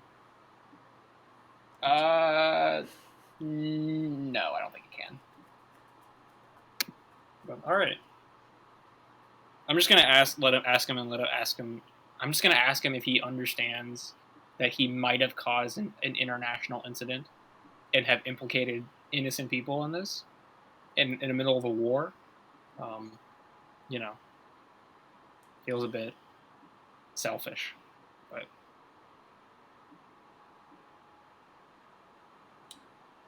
This war was inevitable.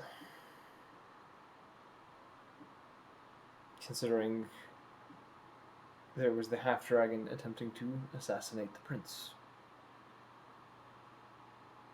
yeah, but the assassination attempt came after this incident. It came around the same time. I left 2 days before the assassination attempt. Okay. So, I gotcha. I just hope that you have the best intentions of the region in mind. I understand that you might not have connections or a strong tie to the country, but I just want you to put that in perspective.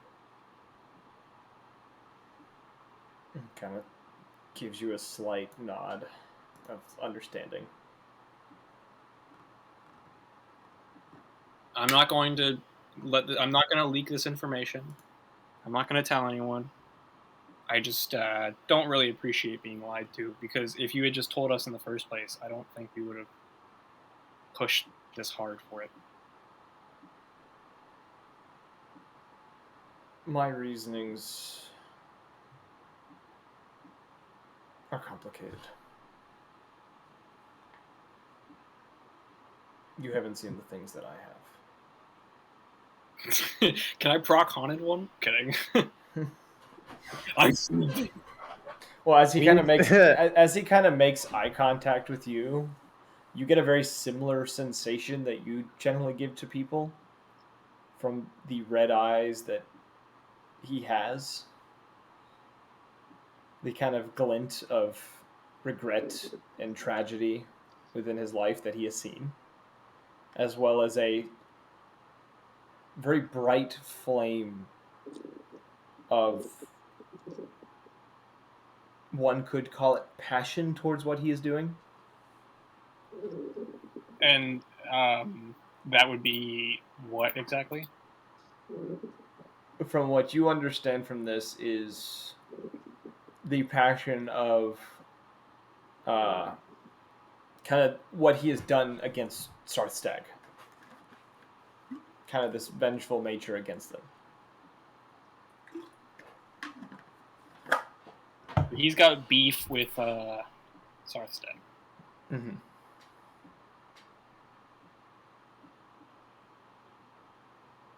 I don't think I need to ask him why. I just feel like that's going to be a little much to get into.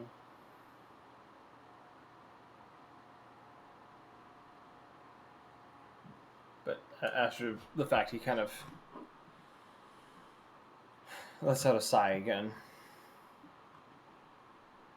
Moves over to the pile of books that are kind of next to the chair he was sitting in and begins kind of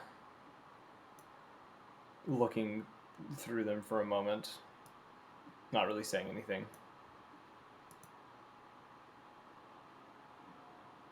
And Kosho, you do now realize that you were lied to initially. You do have that sensation. Fun.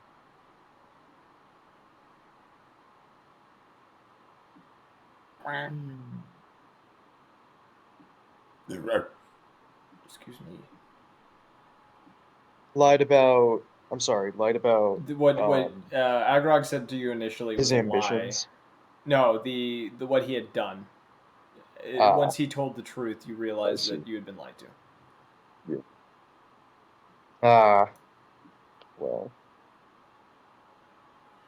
He kind of, as he's kind of like going through the books, if no one has anything else to say, he kind of looks over towards the small puppy that is on the ground and kind of looks over all of you and says, "And whose wolf is this?"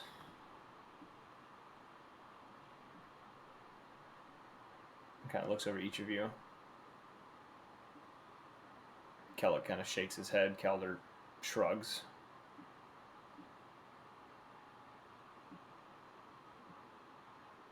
Not everyone at once. What was the question? He is asking whose wolf this was. The one that he polymorphed into a puppy. Shockingly, not mine. Kind of glances towards Kosho. I shrug, and I just slowly begin to back away from it. So I can't ask. And he kind of looks. He kind of keeps it where he is as he kind of drops the polymorph, the wolf becoming back to its normal self. Can I pet? So it's just the wolf reappears as itself. What does it do? Considering you have control over it. Umla. Yeah, I'm. Oh, can you hear me? Yes, I hear you. All right, cool. Just make sure I wasn't muted. Yeah, he just kind of like just sits there. He'll just sit and he'll kind of look around the room, and then he'll stare at the mage and just kind of let out like a. And then he'll just, I don't know, he'll just sit there, just look at him, and then he'll like tilt his head like dogs do when they're like pondering something. And that's it. How did this dog get in here?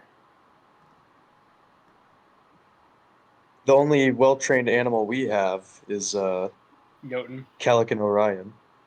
Kellett gives you a Damn. frown. A little racist. Kind of looks a little irritated by what you said.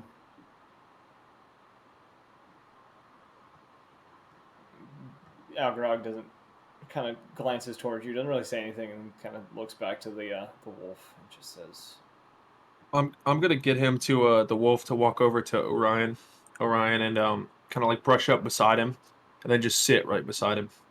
Can I pet him? Yeah, he'll well, let you pet him. You wouldn't know that, but you would just like reach down and pet it. Sick. He'll sniff your hand, then he'll just sit there and let him be pet. I don't know if I have any food. I have a ration. I don't know if that's like good for dogs. It's like jerkies and like stale biscuit and stuff like that. That's generally what a ration is. Yeah, I'll give him some jerky. He'll accept it. He'll eat it. Also, the wolf's got like, it's not just a regular wolf. It's got like markings on it. It's got a rocket launcher. It's got a Flame. goddamn launcher. And it's got like these like markings kind of in its fur. What language is it in? It's not a language. It's almost like tribal markings. I gotcha. Can I do? Oh God, what is that? I don't. Can I just like? Would I be like? I know that tribal marking. Roll What would a history check. I'd be honest with you, probably not. Because it is from the jungles of Narkar. that? I don't think any of y'all have ever visited. That's an 18. You've seen these before, but you're having a difficulty remembering where. I'll probably just be like, these look familiar, but maybe it was when I was reading the giant runes or looking for the symbol that's on my hand. I don't know.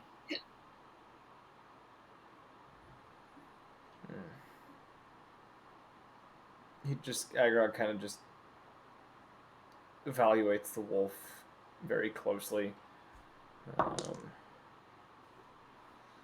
Don't really say anything for a moment before he kind of reaches into his cloak, kind of fidgets around for a moment before moving over to kind of this cabinet that's kind of off to the side, part of one of the shelves, and he opens it and begins going through it before opening or pulling out a scroll of sorts.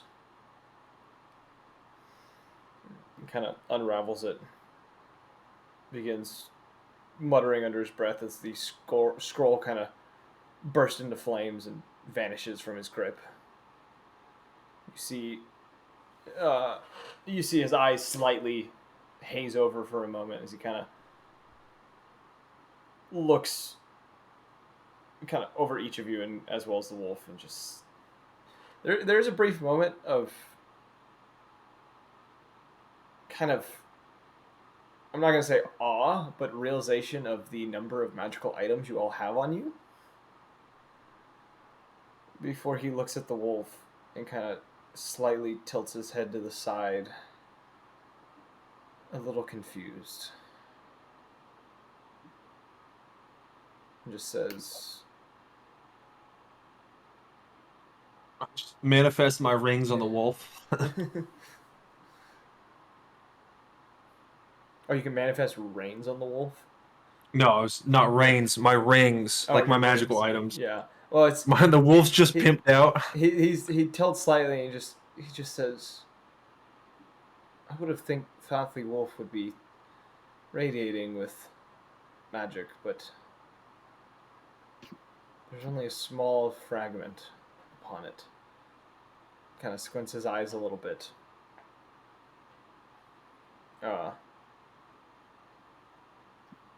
Before kind of taking a step towards the wolf, kind of slowly, still holding one of the. He kind of sets the book down that he had grabbed. I'm gonna, whenever he gets close enough to where like he could potentially perceive me, I'm gonna use Nature's Veil. Okay. He gets roughly I mean, I about guess he would. 10 feet Sorry, go from the ahead. wolf, seeming to be looking straight at you, kind of still head tilted, looking a little confused. Is anyone else doing anything while he's doing this? Also, I'm gonna. Honestly, not even Nature's Veil. Whenever he reads the scroll, I'm gonna position myself to like the underbelly of the wolf. Actually, can I ask Agorog if he knows what the symbol on my hand is? He pauses as he kind of is like looking at this wolf and turns to you. Kind of holds his claw out towards you. Be right back. You talking about the eye? Yeah, of anima. He looks at it and kind of looks it over, kind of runs his finger over it a little bit and thinks and says, I've not actually seen a symbol like this before. Where did you acquire this? Crazy story. I touched a stone pillar during a thunderstorm and had a little bit of an acid flash. And then I woke up and had this symbol on me. Does he know what acid is in this universe? Shit, he better. The equivalent of acid in this universe, I can actually tell you what that is. The equivalent of acid would be Stilmo? No. What is it called? I actually have this written down. There are drugs in this universe, as we all know. The drug that you are thinking of is All right, sorry, back. it's called acrid. What happened? They're talking about drugs. Okay. You would call it an acrid trip instead of an acid trip. But yes, it's essentially the same thing. I feel like He Orion. talking about his magical item or something? He's talking about It was the story of how I got my tattoo, or not my tattoo, my brand. the marking on his hand. Gotcha. Nagara kind of lets go of your hand and just says, I'm sorry if that's not what you wish to hear, but I do not have any knowledge of this. That's kind of used to it at this point.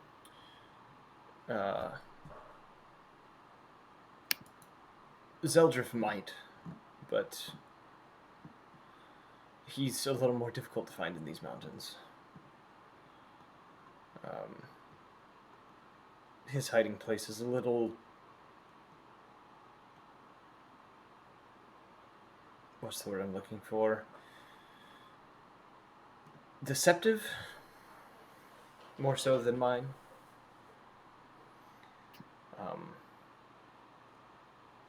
He kind of glances back towards the wolf. Kind of gets about 5 feet from it and slowly begins to crouch down.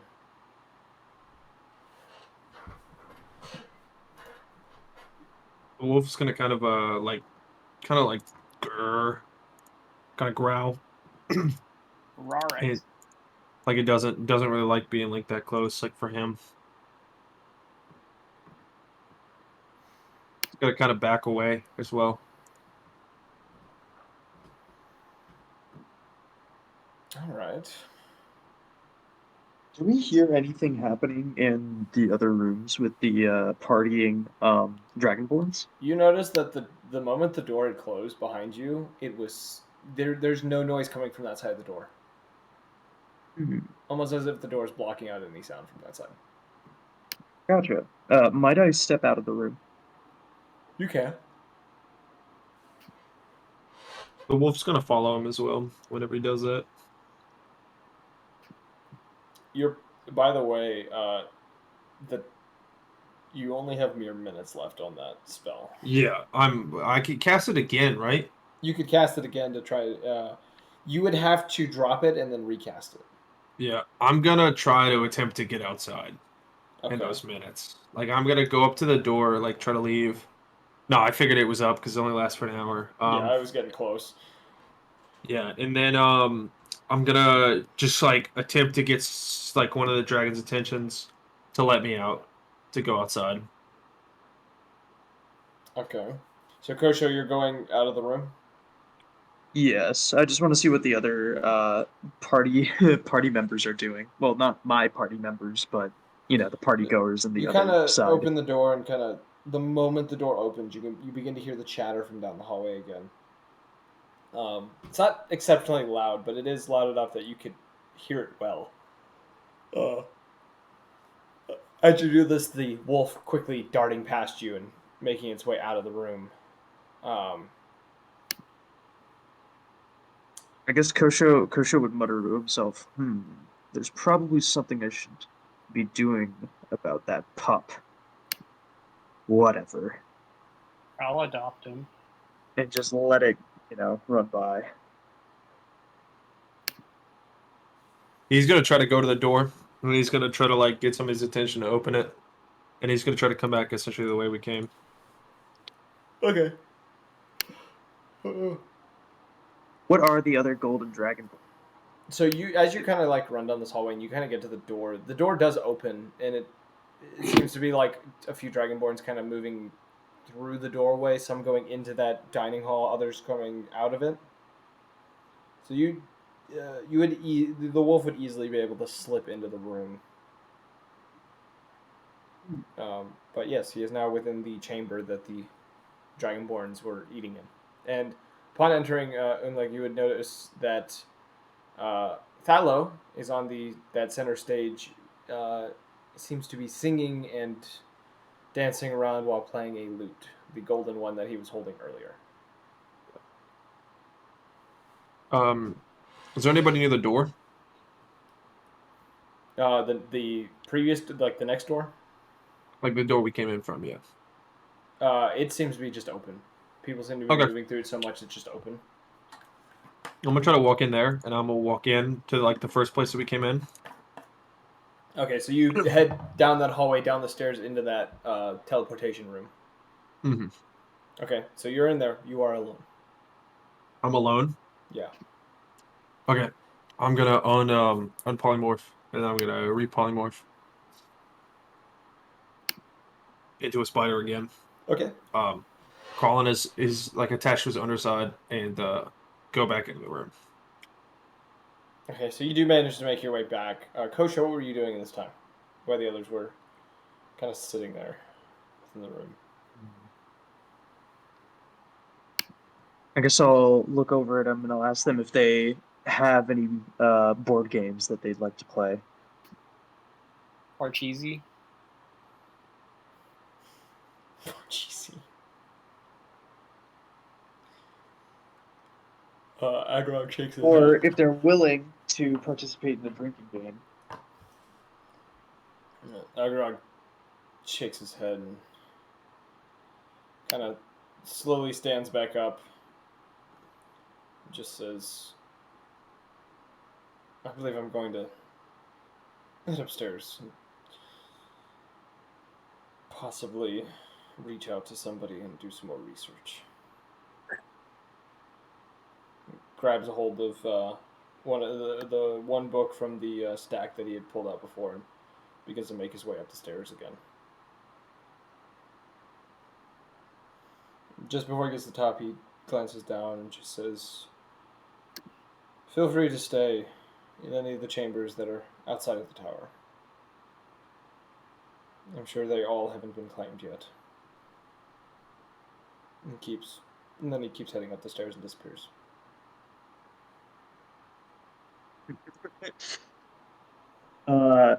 Is Orion nearby? Did he also exit the chamber? Orion is still in the room. Or Yeah. I okay. feel like after he dismisses us, I can walk around, but I think I'm kind of just wondering. So we are able to stay in the tower, or at least in the chambers around the tower. Goody, goody, good, good, good, good, good, good. Yes. Goody, goody, goody, goody.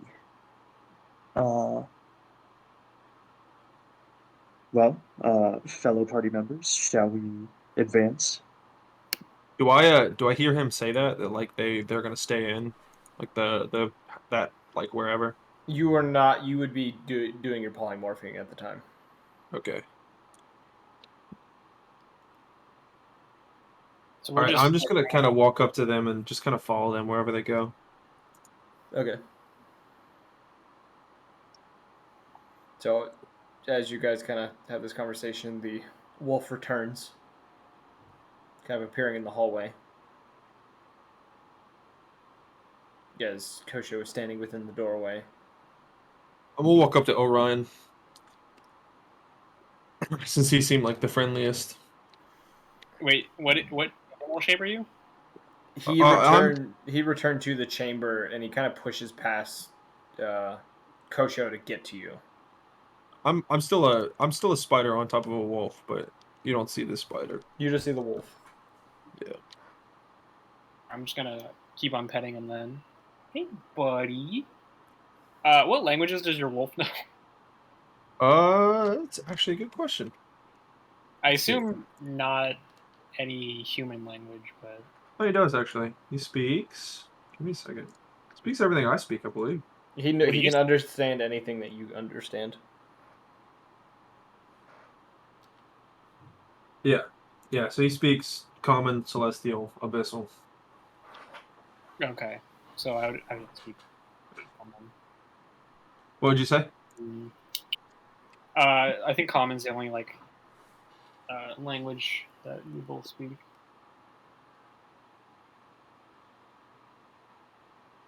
I guess I'll just like walk around with him or like play with him or something. I don't Yeah, really he's have. just gonna keep like kind of like he has his tongue out, like obviously like he's enjoying it. I have a rope. I'll play a tug of war with him with my rope. Yeah, he'll play tug of war. Maybe give him a bowl of water with my water skin. Yes, he'd like that. Okay. Sitting on the floor with his dog. So you remain where you are, I guess. Kellic, on the offer of going to mingle with others, kind of accepts your offer, Kosho, and kind of walks over towards you. Calder decides to. He's going to remain in the room and seems to get a hold of one of the books that Agrog had stacked and kind of begins reading it. And Yotan is going to remain in the room by Calder. Watching over him. Yes. So, Coach, where would you like to go? Because Kellic is going to join you.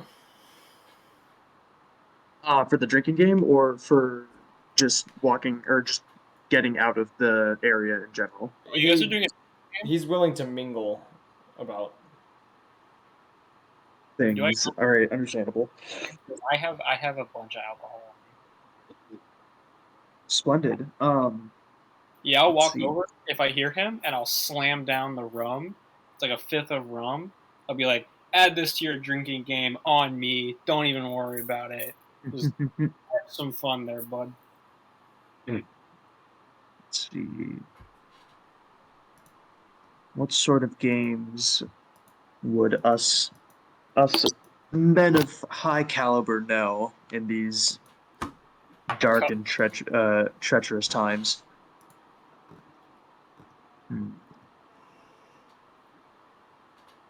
Flip cup. Ah, yes, the ancient Cup. game of Flip Cup. Oh my! I mean, do you think they had drinking games back in like the Middle Ages? They Oh, would yeah. just drink until someone passed out. That's generally how those worked. He's Gotta play be a some, you know, spin to it. just some beer die. Just some beer die. Fortunately, I have no die. Oh, if only Rathan was here. Rathan would drink everyone under the table and would still be Oh, yeah. sober. And would drink the table. He would drink the table. Yeah. No more table. It's gone. Wait, can I use my key to end drunken effects? Is that technically nausea? Or not nausea, but Are you do you have immunity to poison? You yes. can't get drunk. Damn, that sucks. Essentially, you cannot Oh, get drunk. yeah. Okay, well, ain't that something? Well, shit. This will be fun. What does your rum taste like? Is it sipping rum or is it glugging rum?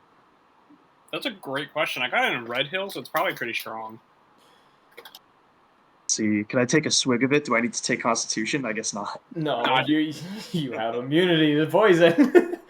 Splendid. All right, yeah. I guess he'll start chugging that like it's his little baby, dude. Like it's go-go juice. It's not the greatest tasting rum you've ever had. It's definitely rum. He won't drink it all, considering the alcohol won't take hold, and he wants others to benefit from it. Suffer. Remember, I can end your hangover whenever you want. So No, I'm not drinking. I'm just chilling. But where was he when Rathan was here? Ending a hangover. That sounds great. I can't imagine you guys without me when another one of those Goliaths comes around, or especially one of those little sorcerers. I'm just changing my spells around right now. I'm just testing them out and shit. Okay, so this is a chance to RP. Do what you want. What? What type of book is Calder reading? The book that he acquired looks to be one on ancient dragons. This is one of Agrog's books, by the way. Okay, I was going to start fiddling with the wolf dog near me. However, I would like to go over and take that book from Calder. Actually, I won't take him. I'll just ask him what place he's at in the book. He kind of shows you the time that you all have been kind of like sitting about. Probably been 20 minutes. He's probably gotten through roughly a fourth of the book. He's a very fast reader.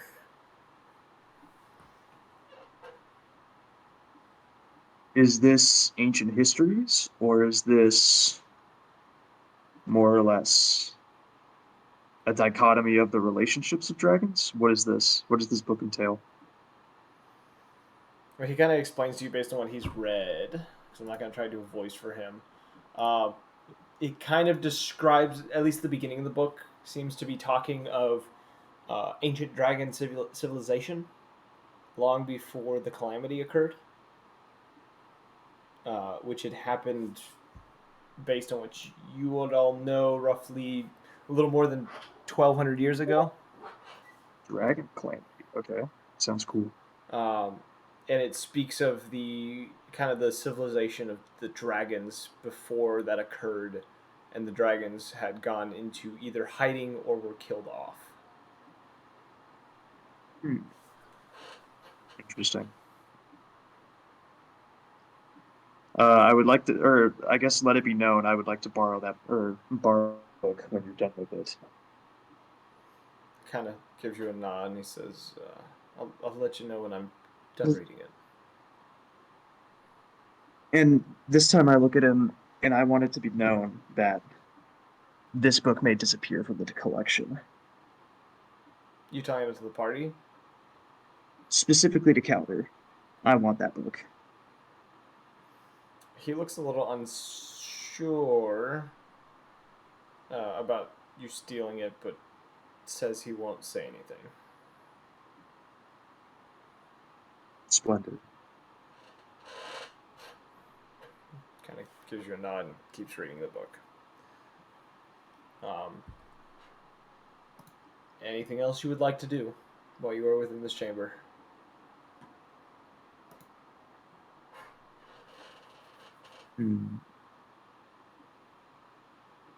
Should we? Wait, all so right, are is we it time alone? for us to? Is it time for? You are us to the figure out party is whose dog only that is. the party is the only one in this chamber right now of the chamber that you guys talked to Agrog in. He went upstairs and has disappeared.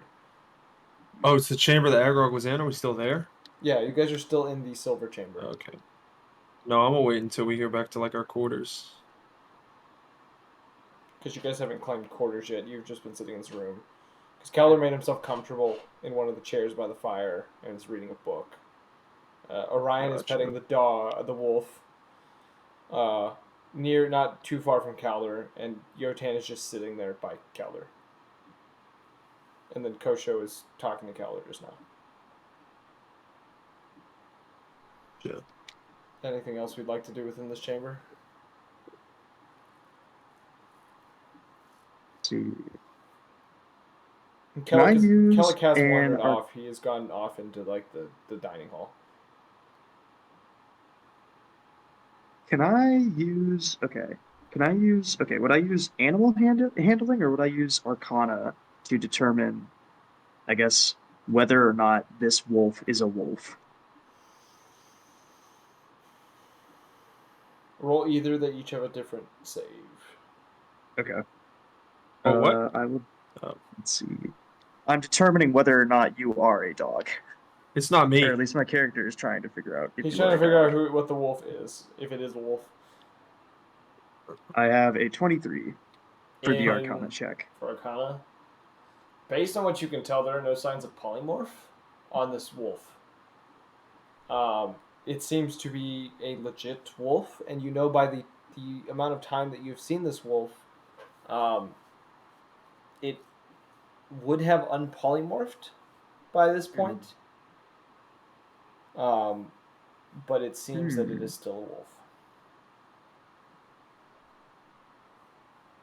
Orion, since is this familiar your responsibility now? Where did this come from? He may still be gone. You need to walk away. Man, Yeah, this seems to be one of those nights. It's an odd night. it's okay. I mean, understandably so. I was a little bit late earlier on. I mean, it's just hard without like Evan here. Caleb fell asleep. 90% certain he fell asleep at his desk. Oh, easily. He does it all the time. Dang. Yeah, but Kellic did leave the room. He Okay. is in the dining hall now. And Calder is quietly reading the book while you all are kind of sitting about. Actually, you know what? I bet this dude would probably have some library safety mechanism to make sure that we don't actually steal from his bookshelf. Well, these books are just kind of stacked on a table. Yeah. You don't see anything like different about that. They just look like books to you. To me, at least. Yeah. Interesting. Would I be able to find that book anywhere else? You're Or not at least, can I remember the author? You could remember the name and the author of the book, yes. Splendid.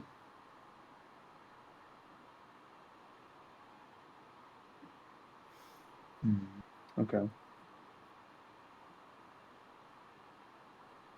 Has Yotan been doing anything prevalent, or is he just kind of He just kind of watching and waiting? Yeah, watching and waiting type thing. He's just vibing. Really controlling all the characters here, huh, Tyler?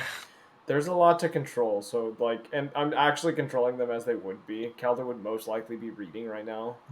No, I know, but that's what I'm saying. It's not Yeah. like there's nobody here. There's nobody here. I am controlling the entire party almost. It's He's just running a campaign by himself. I've done it. I've actually done it. It was terrible. Did I guess? I mean, we could fast forward to the chambers because I'm gonna like the dog's gonna kind of follow, but he's gonna kind of hint that he's tired.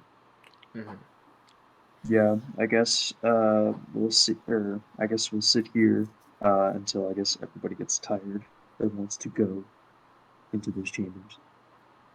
Okay, not that Ready long to go. passes, and like, we'll say it was like another 30 minutes before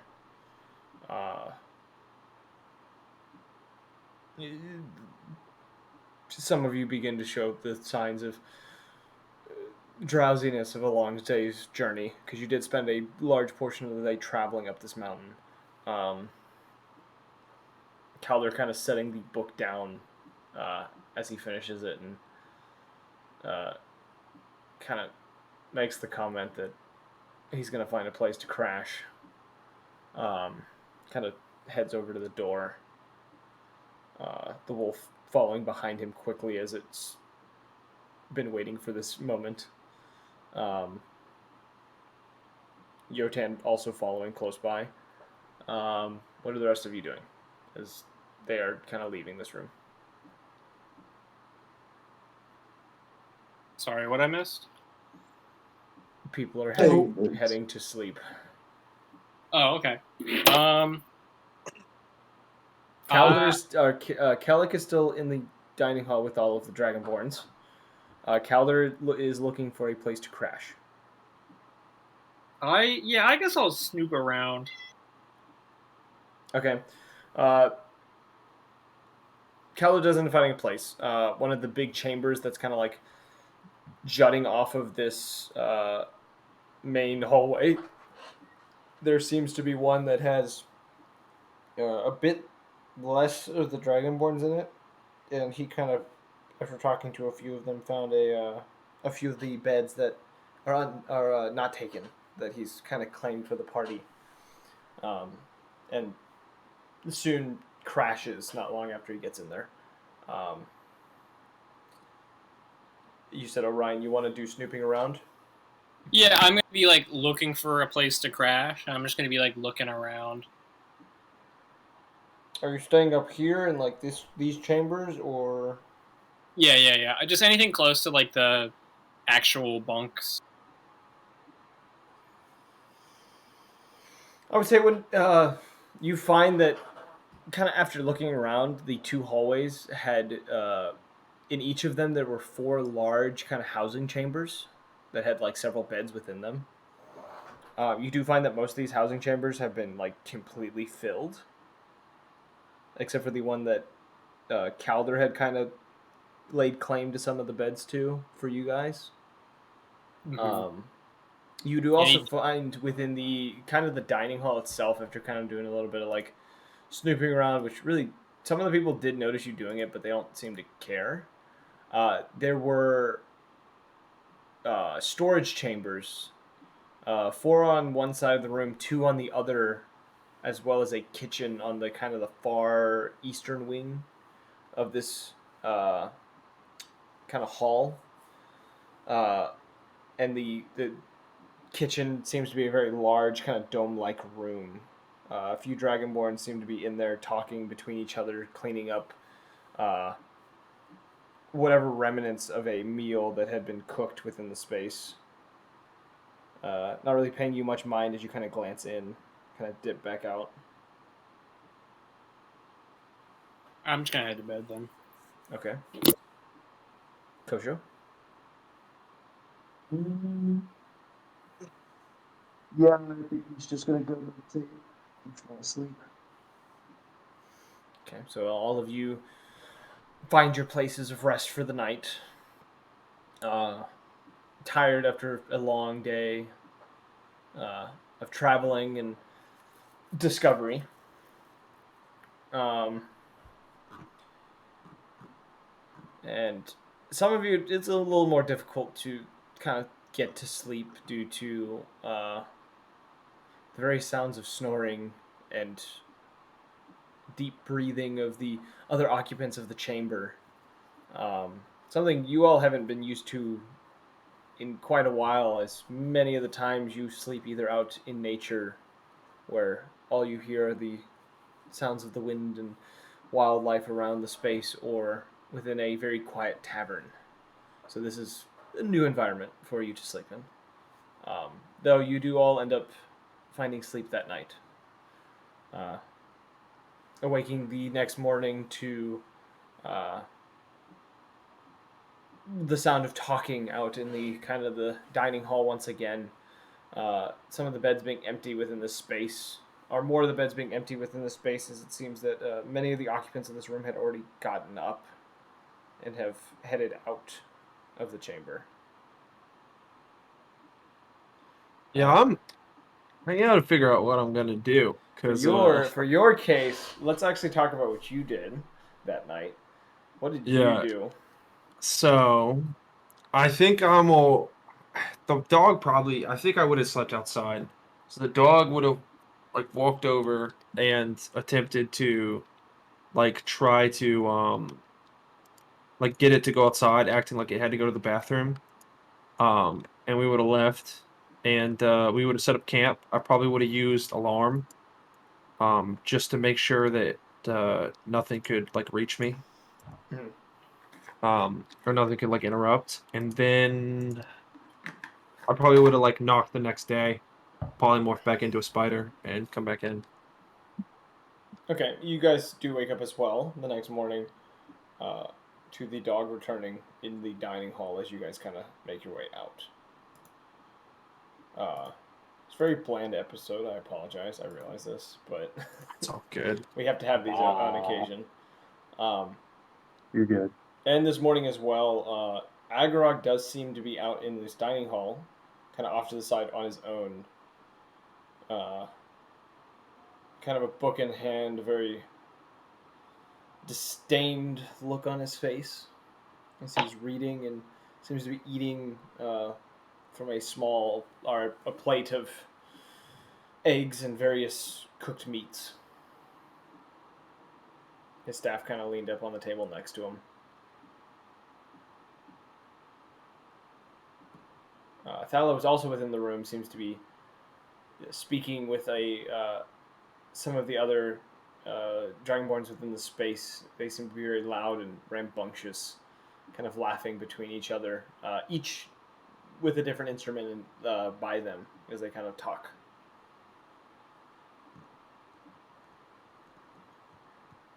But you have the space. It is yours to do as you wish. Kosho is, let's see, Kosho, he's going to stay in his room and not necessarily going to fast and also meditate. Okay, so Kosho is meditating. I'll look for some grub. It's not hard to find. You do end up finding something very similar to what Agrok is eating, the kind of eggs and various meats that have been cooked by whoever is within the kitchen this morning. So since I'm a spider, do I also have the appetite of a spider? So like eating like a small little thing satiates me.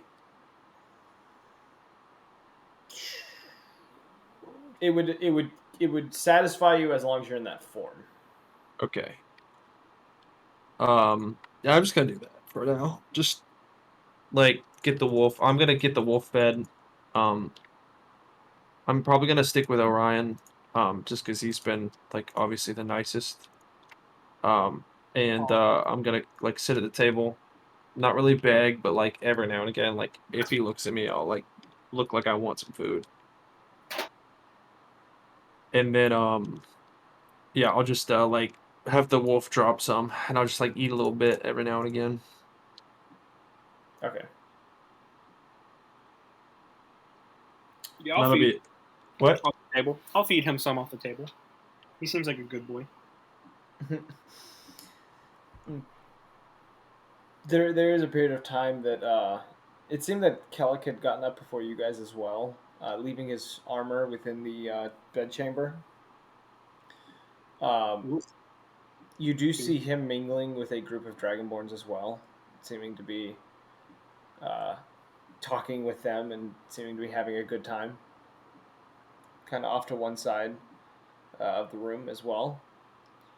Uh, Calder just simply joins Orion with Yotan by his side, kind of quietly sitting at the table and just eating, kind of reading through one of the books that he has on him. I guess I'll be passively talking to Calder about some of the new spells I'm testing out, seeing if he's interested and whatnot. Okay. Is there anything else anyone would like to do during this fine morning? There's not much happening, so it's like this is another one of those like it's up to what you guys want to do. Well, I guess we need to figure out what we're doing, where we're going, and whatnot.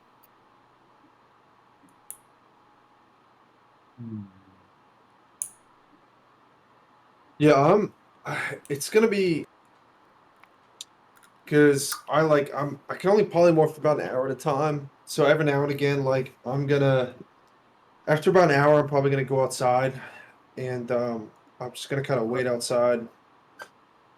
Um, I don't know. No, I actually, you know what? I'm gonna pull Orion kind of the side, like try to pull at him and try to like coax him into going back into one of the rooms. I'll follow. I'll be like, But "Oh, dog, where you going?" it is a large like bed chamber is one of the rooms, unless you're trying to lead him to like a smaller room that you know of. No, I'd probably be like little like confined space where nobody's at. So you'd probably be able to guess the storage rooms off to the sides are like Yeah. pretty small. Okay. I'll get him to follow me in there. Okay. Do you follow me? Yeah, I'll follow him. All right. And then I'm gonna make sure the wolf like looks out to see that nobody's coming, and I'm gonna unpolymorph. And as I unpolymorph, I'm immediately gonna put my hand over his mouth, and I'm gonna Oh, say, Orion, are you going to contest anything? No. I'm gonna say, don't panic. It's okay. I'm friendly. And I'm gonna take my hand off his mouth, and I'm gonna look at him and go, the wolf is mine. I'm a friend. I promise. What's the dog's name? Stall. Stall's the wolf's name. Stall? Yeah, Stall. STA apostrophe AL. Stall. Oh, okay. Like the hockey player. You mean the one that's losing right now very badly? Yeah, shut the fuck up. No. Okay. It's not Stall like how you spell the last name, Yeah. SDAHL. It's like neuron. So Oh there's no, no. apostrophes and everything. And Stall as in the hockey player is Staal Yeah. without the apostrophe, but Yeah. So crying and shitting and farting right now. anyway, I'm pretty much gonna be like I used to be with the party. I don't recognize you, but I recognize the giant. Um I was like I'll like kind of explain like what I'm doing. Be like the wolf's mine. I've been I've been looking at y'all at a distance just to make sure that y'all haven't been compromised.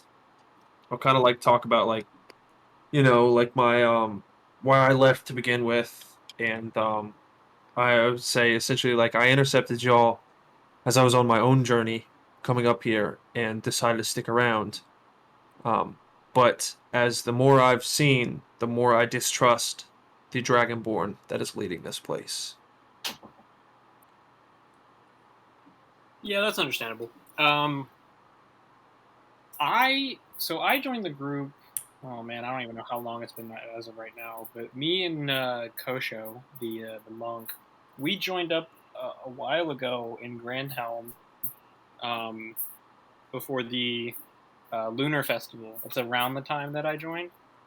Um, so it's been that long that I've been part of the group. Ah, I don't know if you guys understood. had a name before then, but we have a name now. So What is the name now? We did not have a name of the collective prior. um, it's a Disco Inferno. Uh, Disco Inferno. I'm unfamiliar with this term. Yeah, well, we're just we're a bunch of fire users, so I just kind of felt like it was natural. Okay. Well, I it seems that we may or may not have a common purpose, common goal. And if permitted, I will be coming along, tagging along with, or I will be joining this disco inferno. Sounds great. We could always use more people. I know we've had 2 people leave, so our numbers aren't as much as they used to be. But Understandable. by the way, I'm Orion. You might have heard it earlier. Yes, I have been watching from stall here. I have a special spear that allows me to change into many of the beasts that are of these lands and far away. Ah, cool. Me too. Ah, another shapeshifter. You could say that. By birth or by gift? That would be by gift. I it's a bit fuzzy, but I'm pretty sure I walked with a druid group for a while. Not really sure what caused that, which is quite odd for my upbringing. But I mean, regardless, I am one with the nature spirits, and you know, Ah, the natural world. I am very familiar, being from the jungles of Nar and Har. In fact, that is my main purpose, is to seek what causes such disturbance in our jungles. I'm from Tiberia. A little rough out there, but weather's not that bad all the time. I have heard of Tiberia, but I'm not sure where to place such place. I think it's southeast of the region, or kind of just mainly south of the region. Ah, the jungles are a coastal place east, I've been told. I gotcha. I see you got a bow. I guess we're both kind of archers then. I got this sick Yes, crossbow. You should look at it. This thing's fucking insane. I also have a crossbow. Very proficient with the ranged weapons. Nice. I'm a bit more of a spellcaster, but I feel like I need to start getting back into martial uh, attacks. But that's we'll see that along the way. I really Martial, what is this term, martial? like physical fighting kind of. Ah, a warrior. Yeah, I'm not much of a warrior, but So, a knight? less of a knight, more of just kind of a wanderer. No matter. Orion of Tiberia, it is a great pleasure. Yeah. Just I don't really know how you want to introduce yourself to the rest of the group because, I mean, you said you knew 2 of us, but you didn't know Yes, me or Kosho. the giant Yotan Yeah. of Sorstag, very familiar. He's not a Schwarzenegger. And where is he from? Oh, he's He from no, Sorstag. he's never told because he hasn't been able to talk. No one knows where Yotan's from. Yeah, we do, because in the beginning, because Dredd and him were from the same place. Nobody said it though. Dredd did. He's from Tiberia. He's from Tiberia. Oh, is he? Okay. Uh, Yotan's from Tiberia, but nobody would know that you just know, everyone knows that Yotan and Magnus have had a past that they've intersected at some point. Okay.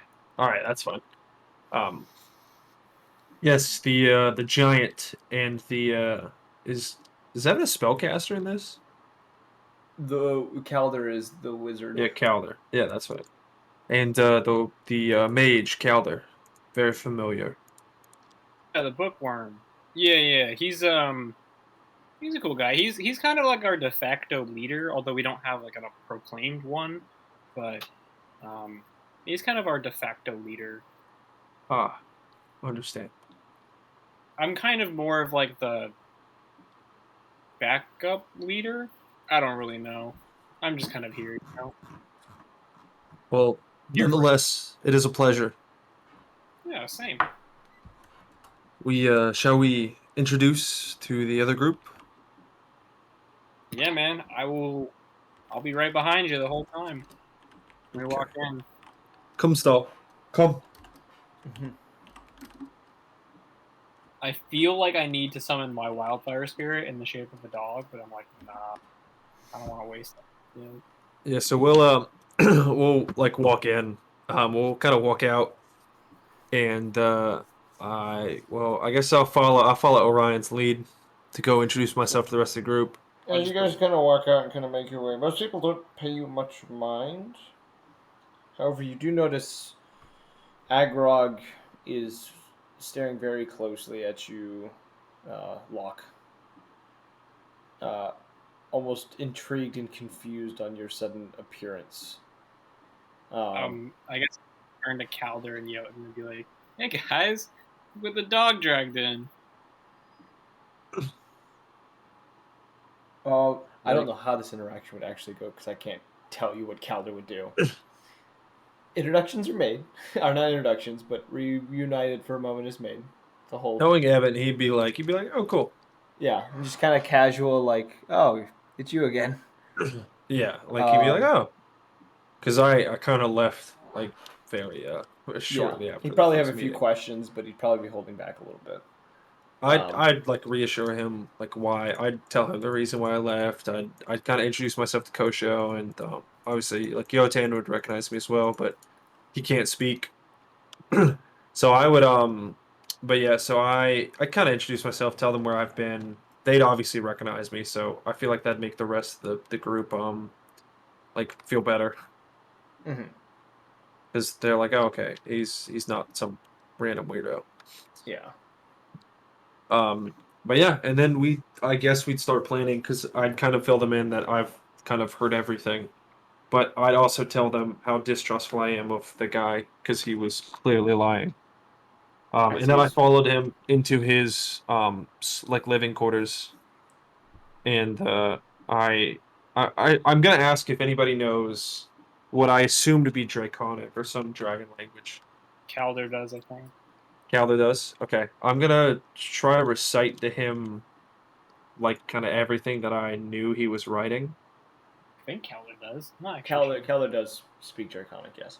Okay. Because I'm pretty sure we kept on running into Draconic, and he was like, "I'm gonna get the linguist feat because fuck you." I have a thing for Draconic. I love it as a language. It's so much fun.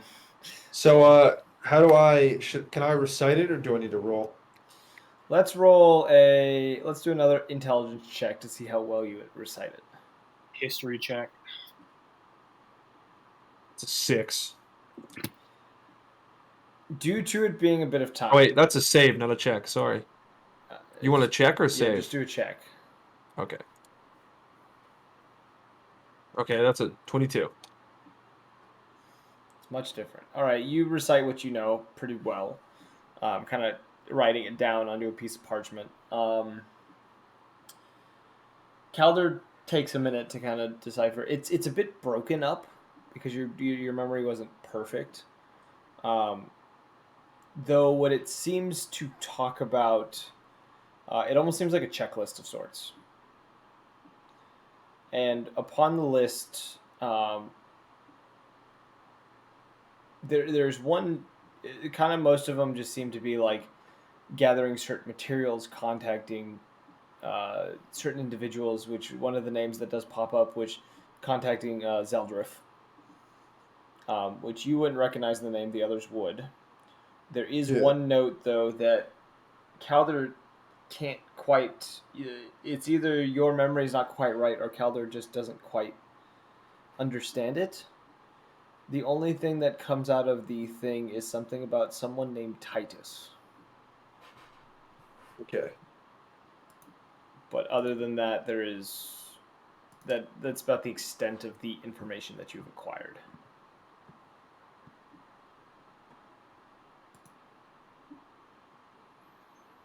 I'm gonna kind of obviously like relay this. Well, I feel like Calendar would probably Yeah, relay Calder this would be part saying of- it out loud and just kind of like speaking between all of you. All right, and then yeah, I'm just gonna talk to them. Be like, what do we plan to do? Well, Umlok? Yeah, you could call me Locke. Well, okay. Well, Locke, you said you were, like surveying the region, right? Right? Yes, yes, I was. Have you noticed anything odd? I don't know if you were a fly on the wall for this when I was telling the group about the Skullhound. Uh, Yes, I don't know if you've seen anything like that, but I that might have be pervaded these lands, but I do not know of this Skullhound. You say I am relatively new to these Actually, mountains. I want you to roll a history check for me. Oh, would I? I might. excellent. Let's see. 16. 16. You know it under your tribe had a name for it themselves. You had an item, a canine skull that had been stolen at some point that had a rune marked into it that you guys had been protecting for some time before probably about a week or so before you had uh, left on your journey, had been stolen by an unknown individual who kind of came in and took what they wanted without anyone knowing for a bit. So yeah, what the voice of God just said. Whoa! Did you hear that? I'll recite that to the party. So they stole a skull with a rune on it. Do you know what language the rune's in? The ancient gods' language. I'm not sure. We, Naran, we study many languages. We were tasked with protecting the items from the old gods. But Was there a story around the skull of it being cursed potentially? Perse is not sure. We it has been in our possession for many a time. Longer than I, longer than you. Well, I'm pretty young, so Very few lived past the acquisition of the item. Said to bring strange occurrences. well, there True is some power shenanigans unknown. around this. What was that? There are some odd occurrences around the skull. Under our protection, not not many, but said when utilized brings strange events unknown to me or us. Was there a way, or what did you guys do to protect this? Was there like a ritual? Was there a spell? Was there an item? Warriors tasked with watching the the skull. Thieves in the night slept our warriors. The object was taken right from under us. I, along with many, have been tasked with retrieval as well, among my other quest, to bring justice to the thief. All right. Seems like we should go after this guy Agreed. for your people and for the safety of everyone in the immediate vicinity. We should assemble a strategy.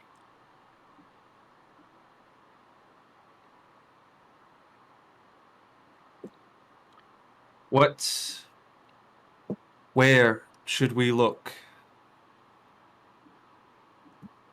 I mean, we could probably follow a trail of bodies to get to find him. You say you've seen this skull. Yes, I saw him feasting on a bunch of bodies of gnolls. No worries. I am a very skilled warrior. Many talents to defeat the evils that lurk. No need to be afraid.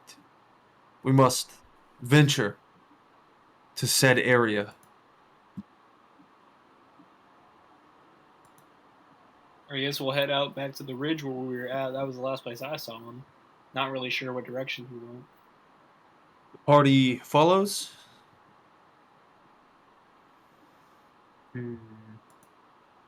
Hold on, I'm sorry. At this time, I would be coming in, correct? Yes.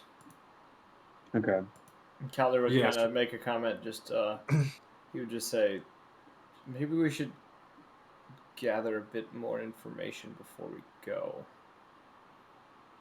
Just what I was thinking. Time, Calder. a very valuable resource, but not one to be wasted. Hello there, Spectre.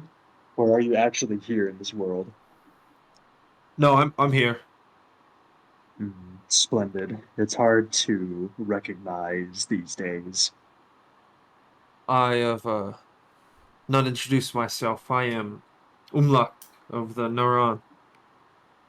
I have known some of the party from way back, but it seems our fates have intertwined.